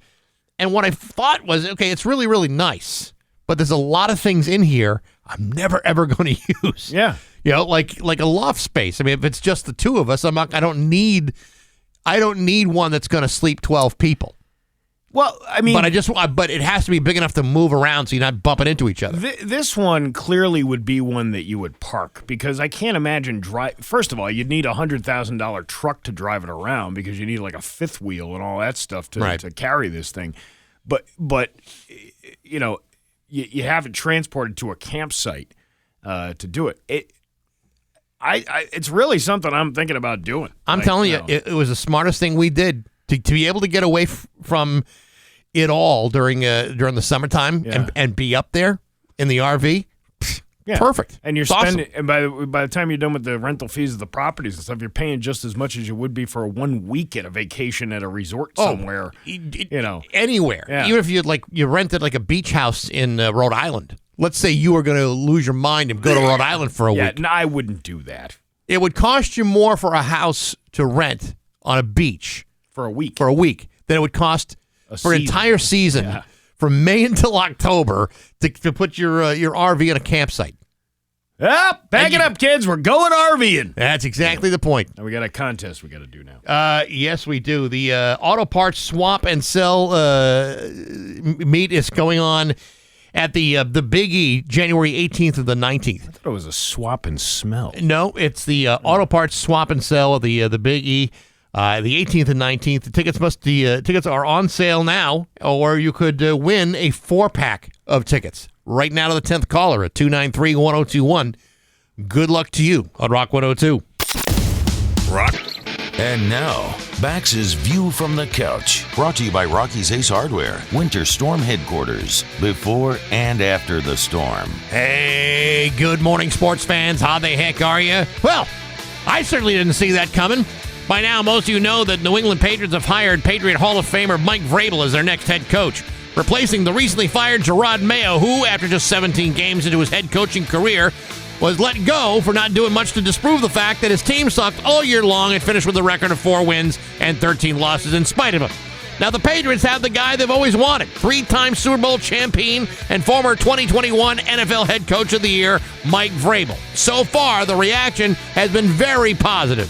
Gronk, Teddy Bruschi, even former Titans left tackle Trevor Lewin, who played under Mike Vrabel, all praised the Patriots for making this decision, all saying that party time is over. It's time to kick ass till both shoes are filthy. Because there's a new sheriff in town, and he's not going to put up with anybody's foolishness. According to Lewin, quote, I swear to God, it's going to get tough at times. He can be nasty, but you're going to win some games. Dude, that's all I need to hear. While Gerard Mayo called this team soft, Mike Vrabel is going to kick the softness right out of him because that's what a badass like Mike Vrabel does. At least that's what they're telling us. Now, here's the thing. Mike Vrabel has himself a multi-year contract, the exact terms of which have not yet been released. But here's what we'll be getting instead. The fourth pick of the draft, more than $100 million in draft and cap space, the clear-cut franchise-level quarterback, and the fourth simplest schedule in the NFL. Oh, and these, and I don't really have to answer. And if Jesus, if he's so great, why did they hire him in the first place? Good question. One thing I don't really have an answer for, other than Bill Belichick said so. So while it's time to put that aside and watch Mike Vrabel get to work, win games, and resume the team's once proud history of ass-kickery and badassery. But hey, never mind yapping. Sports brought to you by Rocky's Ace Hardware. So what do you know about snow throwers? You need to talk to Keith at the East Long Meadow Rockies. Keith is an expert selling and servicing Aaron's throwers and Eagle battery-powered snow throwers. Good people like Keith and rock-solid service at every Rocky's Ace Hardware. I'm Bax. That's my view from the couch. Rock 102. Rock 102, Springfield's Classic Rock. It's 8:09 and Led Zeppelin with Bax and Nagle on Rock 102. Going to be a mix of sun and clouds today with a high of 40. Tomorrow, mix of sun and clouds with a high of 29. It is 27 right now in downtown Springfield. Over the weekend, the U.S. Supreme Court heard arguments, Friday, I guess, concerning the constitutionality of protecting Americans from Foreign Adversary Controlled Applications Act, or the, what is it? NAMBLA.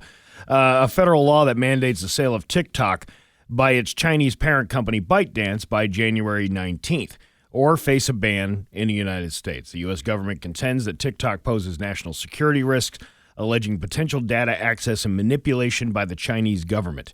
TikTok's legal team argues that enforcing PAFACA infringes upon First Amendment rights by suppressing the platform's freedom of expression. During the session, several justices appeared inclined to uphold the law, emphasizing national security concerns. However, they also acknowledged the potential implications for free speech. A final decision is anticipated before the January 19th deadline, which could also lead to TikTok shutdown in the U.S.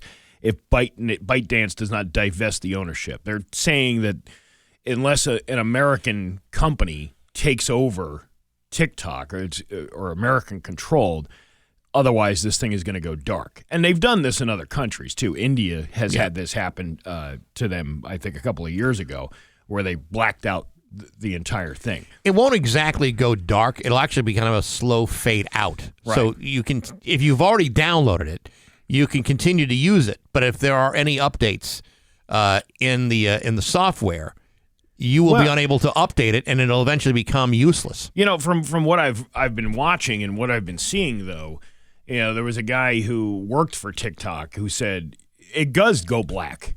Basically, what happens is, because it happened in India too, it was the same type of thing where they don't want foreign adversaries meddling with the people of India, influencing them somehow or whatever the case may be. The thing just goes dark, and the Chinese government doesn't seem to be willing to want to sell this thing. And why would you want to give your secret away of what your algorithm is for such a successful platform? Mm-hmm. I don't know if they're not interested in making money or American money, but really what this comes down to is, I find it odd that all of these politicians, it's like an overwhelmingly number of them that agree, no matter what side of the aisle they're from, agree that this needs to be shut down in the matter of national security. The hypocrisy comes from politicians who use TikTok themselves to their platform. I mean, in the presidential race, both candidates used TikTok, and they put their money to TikTok. Why was it not such a national security issue then when you're talking about, we're not talking about the guy you and I sitting in our living rooms, watching doom scrolling all night long. Right.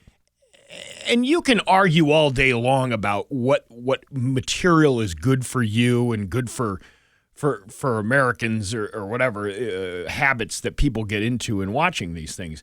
But I find it very hypocritical that if you're giving money to, and they might not be directly giving money to TikTok themselves, they're using ad agencies. And the ad agencies are using that money to place ads on TikTok. And there's quite a few people who got a lot of their information about the election this past year through TikTok, through that online platform, because those politicians know that 170 million Americans are on TikTok. And those advertising agencies also knew how to manipulate the algorithms that decide what you see and what you don't see. Yeah. And it's not just TikTok, it's all of them. Facebook has got it, Twitter has got it, Instagram, they've all got these algorithms that sift through what they think you want to see. Right.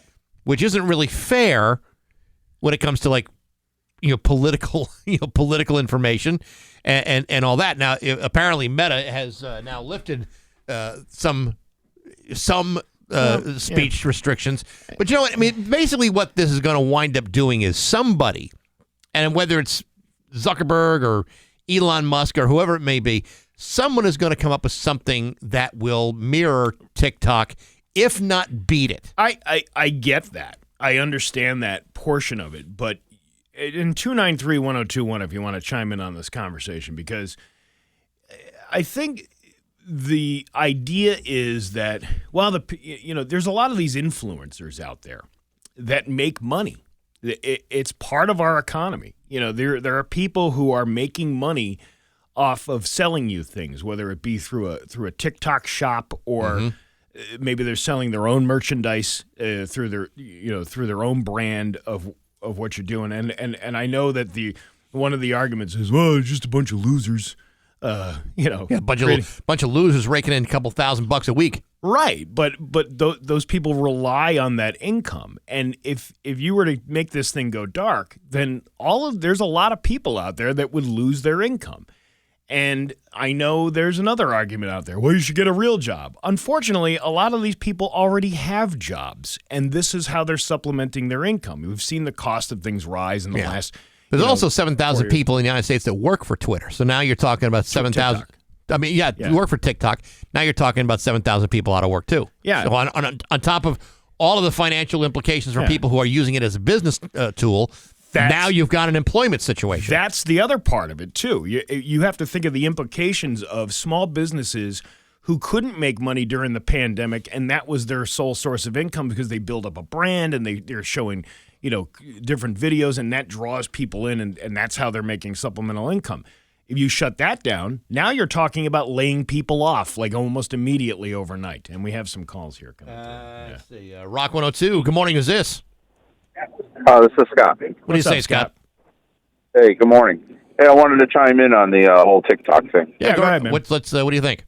So, you got Zuckerberg coming out and saying that he was approached by, the Biden team and everything. Yep. And this is no sway toward Trump or Biden, but he said that there was a lot of suppression, and that that they kind of swayed their information a little bit on their platform.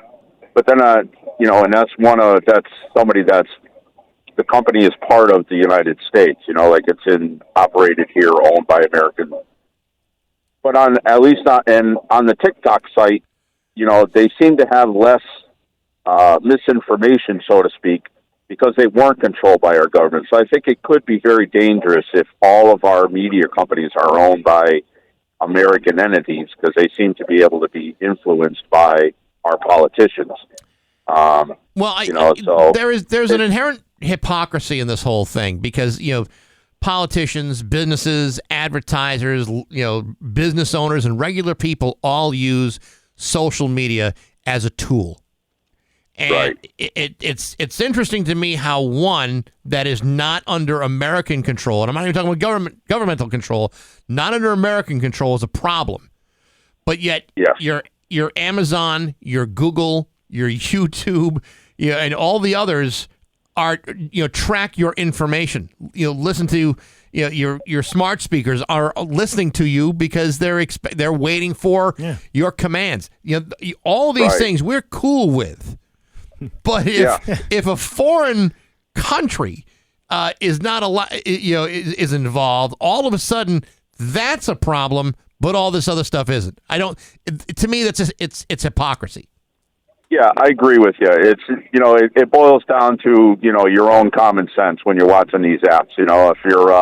If you're taking political advice from the Haktua girl, then you might want to rethink about where you get your information from. Wait a minute, you're saying she's not a credible source of information for political theater? She had me convinced. Well, I get all my Bitcoin information from her, so Oh, yeah. How'd that work out for you? Yeah, terrific. She did a pump and dump with that. That means two things. Yeah, for sure. Yeah. Yes, it does. All right, we appreciate it. Anyways, guys, thank you. Thank you very much. And the whole thing with Zuckerberg, he's going around going, we've been limited by free speech. All of a sudden, this is a problem now.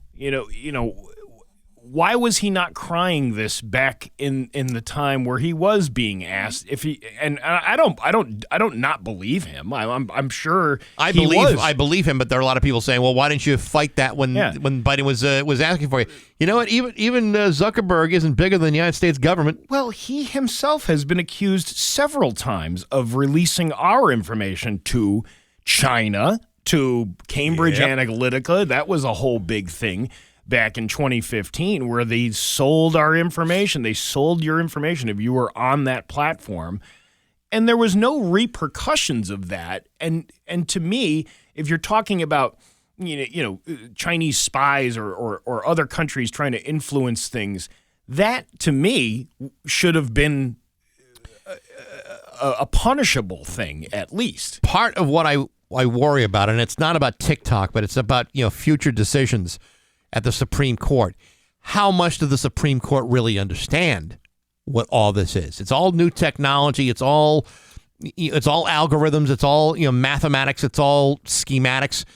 How much of this do they really understand as they move forward to make a decision? You'd like to think that they're going to get a bit of an education on how this works, but the reality is there are hypocrisies in how we're allowing TikTok to operate as opposed to all the other social medias. Because, to be honest, you are right. We don't know where the information is going. Everyone's being marketed based upon their activities and movements. And to me, it is hard to point out the deficiencies of one and not point out the deficiencies of all of them. And frankly, your information has already been compromised, whether you're on an app or not. I can show you a stack of letters that I have at my house of all the companies that my mortgage company, my electric company, Power School was the most recent one that has had their information compromised, information stolen by hackers. And when they say hackers, they don't go out and go, foreign adversary hackers. They just say hackers, making it sound like it's not a big deal. But those hackers are halfway across the world. There's some nefarious stuff going on already with our information. Why is it just this particular platform that is so dangerous? And I'll tell you why. Because we're not making money off of it. And that's what it comes down to. When you talk about now you have a monopolization of social media companies in this country. Yep. One's owned by Elon Musk. One's owned by Mark Zuckerberg. One's owned by what's the Google guy? I don't know what the Mr. Google. Mr. Google. I don't know the names of all these CEOs. Mark Zuckerberg seems to be the one that's most outspoken about this whole thing. You know who bans apps because of in the name of national security? Fascist countries do that. And that is exactly what's happening, what has happened in India. China themselves have restricted quite a few things over there. It just seems like, we got one more call. We can take one more. Let's take one more here. Rock 102, good morning, is this? They hung up. Probably the Chinese government trying to derail our show. Probably. Like we needed their help. It's 8:22 on Rock 102. Yeah! Rock 102, Springfield's Classic Rock. It's 8:28, and Lenny Kravitz with Bax and Nagle on Rock 102. Dan Brown will have the full forecast for you. You know, for all of you folks that were looking to go to Bourbon Barbecue and Blues, it's sold out. So sorry, you didn't act quick enough to get your tickets. But thanks to all of our sponsors, Aqua Pump, Dave Miner Exterior Home Improvements, Nor'easter Organic Life, the folks at the Log Cabin, and thanks to all of you who will be joining us on February 1st for Blues, Brews, and Barbecues. Oh. Bourbon Barbecue and Blues. You got it? Yeah, I got it. All right. I got it. All right. Mm-hmm. Yeah, I'm looking forward to that. The Bourbon Barbecue and Blues. Well, we got the table. Yeah. We've never had a staff table before. I don't know how that just magically appeared. Well, we cut some things out of the budget, and we were able to afford it this year. Well, yeah. So we added that and Cake Day. So all of a sudden, there's promise in this place. I was just about to say, I hope your little meeting with your friend went well, because we had a whole full serving of camaraderie around here on Friday morning. And how was it? It was good. It was the pina colada cake from La Fiorentina. How was it? It was really good. It was Really? actually, and not to say that the other one was bad. It was just, I thought it was better than just the rum cake. This had rum in it, and along with something else, and it was like pineapple and cream and Coconut. I think there was coconut in there. There was. Do you like pina colada? No, I only like getting caught in the rain. I can understand why. Are you into yoga? No, but you have half a brain. Well, I've had half a brain since I started doing this job years ago. But it was actually a very good day. Leah, it was her birthday. She was the sole birthday for January. Okay. And we have our little neon sign up there. This cake committee thing is really coming to fruition. You know, it just started with like one of those signs you get like at the party warehouse that you held together with two tacks in the wall. Yeah. But now it's really pumping up. I hope by September, when my birthday rolls around, something really special happens. Well, we got a neon sign, I believe, from Temu. So now the Chinese government knows that we're celebrating birthdays here once a month at Rock 102. And ironically, the video of that went on TikTok. It did. Yeah. Well, again, it'll only be up for another 6 days, and then we can get rid of it. But you missed out. I really wish you hadn't missed out. Did you have a good time with your friend having coffee with them? It wound up being short because I've been experiencing some back issues, so Yeah. I couldn't stick around for a second cup of coffee. But it was good. It was nice. Always good to catch up with my friend. You're always worried about the back issues. You ain't going to get any front issues. I'm going to get none of it. Yeah, but you missed out on a good time, Yep. and I like to think that I'm bringing morale back to Rock 102. Barring some other obligation, I'll be sure to be there for March. Oh, really? Or February. You know, I think I'm going to have to get a cloak with a crown to be the cake czar here. Okay. You know? Smart idea. And a scepter. I need a scepter. Scepter would be good. Yeah, I think we'll just keep spending the company money until they tell us we can't do this anymore. We used to do that for years. Right now, it's $35 a month. If it gets probably over 65, they're probably going to start asking questions. It's 8:32. We have news next on Rock 102. Here's your Western Mass News first. 8:34 with Bax and Nagle on Rock 102. It's time for news brought to you by Freedom Credit Union. Freedom is yours. There's local radio icon Steve Nagle. Oh, my goodness. People in Westfield are getting screwed, and it's not the people with the pineapples on their doors. What's happening in Westfield? Viewers for Western Mass News reported screws laying across a road in Westfield last Wednesday, and many people were talking after many tires were damaged.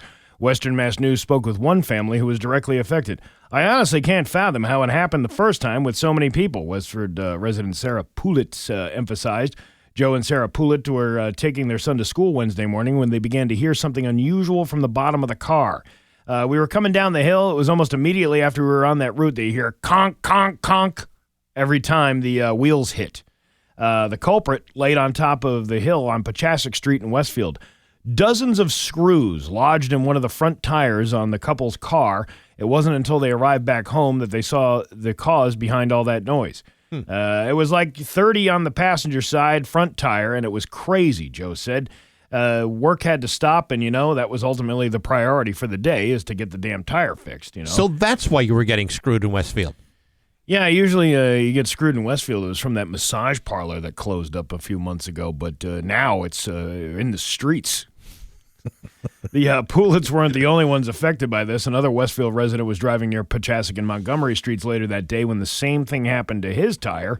Police Captain Eric Hall told Western Mass News there is no further risk as he sees no foul play behind the incident. By all accounts, it appears it was an accidental incident where a box of screws was spilled into the road, and unfortunately several motorists passed through and picked up a lot of those screws in their tires. Hall stressed that this could happen to anyone, and the most important thing is to pay attention while driving. Just be aware, don't be distracted, put your devices down, set your radio dials before driving, and just be aware of everything out there. Well, it sounds like an accidental box of screws, fell on the roadway. It can happen. Surprised it doesn't happen more often, like in construction sites and stuff. It can happen, and that's a trucker that doesn't secure his load. If you don't secure load. If you don't secure your load, that's going to bounce right back off the truck. Oh, I understand that, Steve. And that's not going to be good for business. It's not going to be good for anybody. Here's something that won't be in Hollywood trash. Leslie Charlson, who starred as Dr. Monica Quartermain on the soap opera General Hospital for nearly 50 years, has died. She was 79 years old. Frank Valentini, the show's executive producer, announced Charlson's death in an Instagram post yesterday. It is with heavy heart that I announce the passing of my dear friend and colleague, Leslie Charlson. I never watched that show, but I do recognize her face. Let's see. I mean, General Hospital wasn't really mine. No, Days of Our Lives. Days of Our Lives. That's where it was at. Young and the Restless, I was on for a bit. General Hospital couldn't get into. All those soap opera stars are from the 80s are now kicking the bucket. Well, I mean, to be honest, Steve, I mean, it's 40 years ago. I mean, the 80s were, it's like a different time. It's like a different generation. A different generation. Yes. Yeah, because nobody really watches. So, do people really still follow soap operas anymore? Not in the same way. I mean, some people may binge them, but I don't think there's a lot of housewives at home in the afternoon who are watching daytime TV. I mean, there might be some, but not like they used to be. I mean, that's like a show you could have Chat GPT write a script for. Hey, write me a script for this really crappy TV show. Give me an implausible plot line, and there you go. That would be enough. Longmeadow native and actor. This is the more Hollywood stories that we won't get to in Hollywood trash. That's all right. Longmeadow native and actress Bridget Moynahan will be marching at the front of this year's St. Patrick's Day parade and its top award winner. Parade officials announced Sunday that the actress in the long-running television series Blue Bloods and this year's recipient of the committee's John F. Kennedy Award, which is presented to an American of Irish descent who has distinguished themselves in their career and demonstrates the values of family, faith, and community. Moynihan is best known for her role as Erin Regan in the series Blue Bloods. She first caught the public's eye in a recurring role on HBO's Sex and the City and recently reprised that role with a reboot of the popular series. They rebooted that? Did they really? I had no idea. God, how much Sex in the City can you have? Too much. Too much sex, too much of the city. And how have none of them died of any kind of sexually transmitted disease? You're having sex in New York City. You're bound to run into, a deadly case of syphilis. The numbers are against you. Someone's got to be walking around there with scabies or something. By the way, Bridget Moynahan is also the the mother of Tom Brady's first child. I wasn't even going to say it. I'm going to say it. Why? Why? That's not what she's famous for. She's famous for being an actress, first and foremost. Yeah. Listen, I'm not trying to belittle her at all. She's had a marvelous career, but so has Tom Brady. Yeah. Who he left for Giselle. And how'd that work out? Not so good. Not so good for him. It worked out until it didn't work out. Yeah, I mean, that marriage didn't end because Bridget Moynahan decided to go with her jiu-jitsu instructor. Jiu-jitsu. She didn't do that in Longmeadow. Jiu-jitsu. Oh, he's a much better... you left Tom Brady for a jiu-jitsu instructor? I know. That's they were kind of on the outs anyway. He wanted to play football. Giselle wanted him to stay home. He wanted to play more than football. I think he just wanted to play the field, if you know what I'm saying. I don't know. So when you get all that kind of money, when you get a supermodel wife who is worth over $1 billion, yeah, you do whatever you can to try to make sure that she's happy and doesn't have to go for the jiu-jitsu instructor because she's a supermodel worth over $1 billion. I wonder when they were going to the divorce, she goes, Tom was like, or she said, jiu-jitsu is here, here, and here. And he goes, well, yeah, when I come back into this house, I don't want to see you here, or even over there. He's spending a lot of time there. Yeah, too much time down there. I wish I knew more about jiu-jitsu so I could make some big jiu-jitsu jokes. Yeah. The city of Springfield is proposing its changes to its 10-year-old ordinance regulating medical marijuana, saying it's too restrictive and doesn't match the more relaxed adult-use cannabis rules. The proposal is expected to be discussed by the city council this month after receiving a 7-0 approval from the planning board on Wednesday. When medical marijuana sales were first approved in 2014, the city created regulations that were especially restrictive. For example, dispensaries were only allowed in industrial zones and had to be at least 500 feet from any type of residence, said Philip Dromey, the city's deputy planning director. The laws also banned dispensaries within 500 feet of parks, schools, which range from daycares to universities, and any place where children congregated. See, universities would be the first place that you would put it. You want to make some money. Right put it next to a college campus. There were concerns about what impact this would have, so Springfield only ended up with one, Dromey said. But things changed in 2018 when voters across the state overwhelmingly approved recreational cannabis. By then, people realized sales of marijuana brought few negative impacts to the city. The city enacted regulations for that particular use, and they were much less restrictive than medical marijuana use. You know, I see this almost, it's exactly like alcohol as the way it's regulated already. Right. And it's actually got more restrictions than alcohol. But, you know, the hypocrisy in that is go up to South Hadley High School. What's right across the street? A package store. Like directly across the street from the high school. Sure. Nobody has a problem with that. You know, it's funny. It's funny though because when you go back to like right before even medical marijuana became legal in Massachusetts, you think that far back, all the people that were complaining about all the societal ills that this will create. Yeah. And you talk to those same people now. Those same people will tell you, "Whew, I took a gummy last night, helped me go to sleep." Yeah. I'll tell you what, I was having some neck issues. Took some gummies, and I'm all set now. I feel good. I feel great, even though I advocated against this so many years ago. I really thought I really thought this was going to be bad for me, but yet I'm enjoying the hell out of every time I use it. Well, I mean, it's just like anything that it's the fear factor of what's going to happen. Here is what the real negative thing about this whole legalization of marijuana is: the smell. And as much of a guy, who likes to enjoy the devil's lettuce every so often, it's not a pretty smell. Remember a couple of especially when it's like a room full of smokers. Most of the time you could probably stand one cigarette being burned somewhere, and that always has a kind of a nasty smell to it to begin with. But when you're smoking, if all these people are smoking joints out in public, it stinks. It stinks.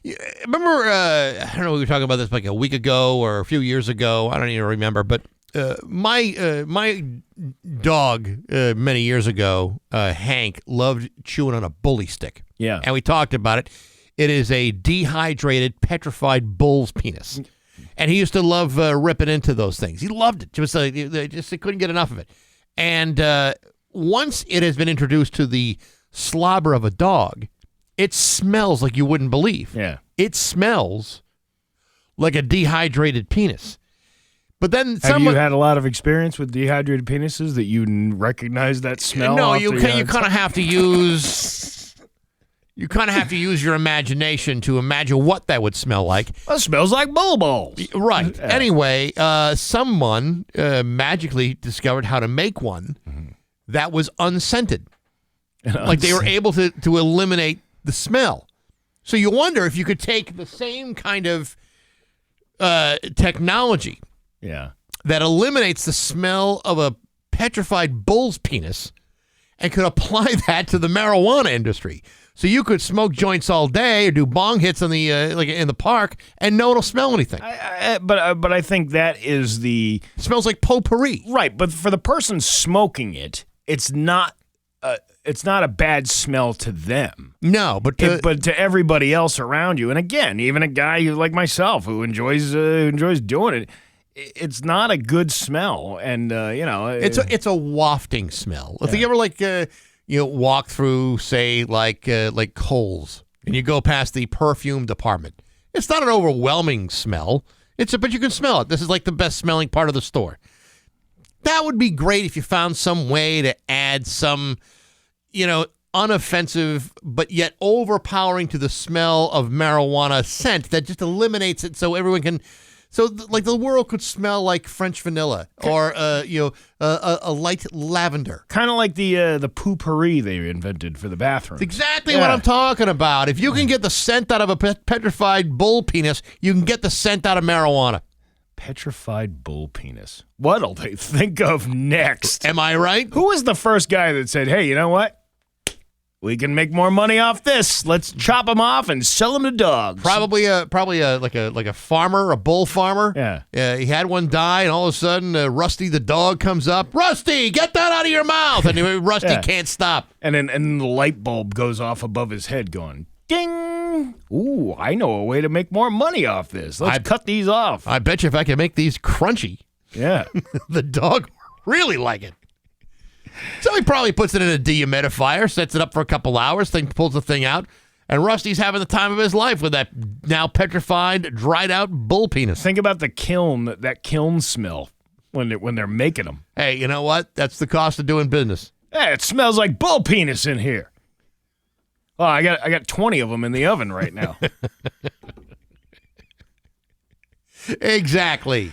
Your Pioneer Valley forecast today is going to be a mix of sun and clouds with a high of 40. Tomorrow, more of the same with a high of 29. It is 27 right now in downtown Springfield. I'm Steve Nagle, and that's the news on Rock 102. Oh, yeah. On Rock 102. Mix of sun and clouds with a high of 40 today. Tomorrow, more of the same with a high of 29. It is 28 right now in downtown Springfield. This week on Baxi's Musical Podcast, my guest is Brian James of The Damned. This is a guy who is responsible for most of the songwriting in that band. His song "New Rose" was the first British punk single back in 1976, and the story of what he's done since then is really, really fascinating. You can hear it on Apple Podcasts, SoundCloud, Spotify, the Rock 102 YouTube channel, rock102.com, as well as the Rock 102 app, and it's all brought to you by Metro Chrysler, Dodge, Jeep, and Ram at Chicopee, and Rock 102, Springfield's classic rock. Let's see. Anything else going on? What did you do? What did I do over the weekend? I was icing my back all weekend. I hurt my back. My neck, my back, my crack. Yeah. So I was icing it. I was, stretching it, doing all the things. And I did it on my back, too. Did you do up and down really good? No, I didn't do any of that. So, I basically was kind of left useless for the entire weekend. I almost got injured over the weekend on purpose. On purpose? Yeah, so my kid is in this like district band thing, and it was over at Minnechaug High School over the weekend, and I went to go pick her up in the afternoon, and all these kids are coming out with these instruments. It's like people rolling out tubas and all this other stuff, and my daughter plays the Barry saxophone, which is a pretty big instrument. Yes, it is. Pretty, not as big as the tuba and all that stuff, but big. Still pretty, pretty hefty. Probably weighs about 40 pounds, carrying it around with the case and everything. So, I go in there. I'm in the foyer of the beautiful, bougie Minnechaug High School. That place didn't look like it was an old building. The other building. Yeah, the old building left something to be desired. The new one's very nice. Yeah, it's a very nice school in there. And anyway, so she comes out, and I'm sitting there talking to her band teacher.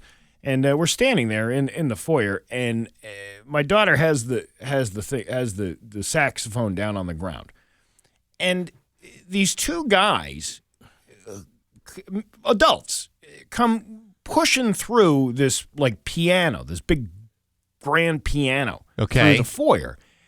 And as I see them coming, I'm like, oh, let me lean over and pick this pick the saxophone up to get out of their way. Sure. Well, the guy like sees me bending over to pick it up, and they both just kind of like push it forward into you. Not into me, but like they can clearly see I'm standing there. And I understand that you're moving this giant piece of thing, it's not like they had momentum because they had already stopped, and it was like a stop and go thing. The thing's on wheels. And I just looked at the guy, and I'm like, bro, and as I'm like picking it up, I'm like, bro, I'm right here. And he just went, eh. And what's with the chip on his shoulder? I have no idea. Like, I just and then my daughter started laughing. She's like, "What was that all about?" And I'm like, "I have no." And even the band teacher saw it too. Like, what is with people? Do you think like piano people are just they're a little bit more, I don't know, more attitude than say people in like the woodwind or the brass section? Yeah. Oh, you play a bassoon, huh? You play with your breath, huh? Well, I play with my magic fingers. That's what I do. And my fingers are connected to my soul. Yeah. And yet you play a kazoo. I went to Juilliard. Where did you go? I went to community college. It just blows my mind sometimes how people do something, and I don't. Was he aware that he was doing that? He clearly was aware that he was doing that. Well, I mean, was this his piano? I mean, was this like a job he had to do? It was clearly a school piano. They were moving it from one room to another, probably putting things back the way, where they... And I get it. Maybe you're in a rush to do it. Or maybe this was the end of his shift and someone said, hey, before you go, got to move a piano. We're like, I'm out of... talk to my union rep, and the union doesn't help, and so now this guy's got to move a piano, and there's some guy with an instrument's got to move. You're in his way. But I understand, like, you're trying to do something, and that's why I was getting out of the way. It wasn't like I was just standing there going, with my thumbs in my pockets, like not moving out of the way. You were trying to help. I was trying to help. I was trying to get out of the guy's way, and the guy just. And he even stopped. He even stopped before he even got to us because there was other people in front. And then as I go to pick up the thing off the ground, the guy just pushes it right through. What a pretentious little piano mover that guy is. Baby. A big baby grand is what he was. Yeah, no kidding. Big grand baby. Yeah. That's what he was. Yeah. Pushing me out of the way. That's right. That was really the only complaint I had about the whole thing. Listen, you could have been in an emergency room after something like that. You know what? I probably would have. You got hit by an errant piano. Yeah. You'd have an emergency room visit and a lawyer and call on you and say, "Hello, Mr. Nagle. Have you ever been injured in a piano accident? Yes. You may be entitled to compensation." Yes, I have. I was run over by the piano man. Well, now you really have a case. And then that BJ thing means two things. It's 9 o'clock on Rock 102.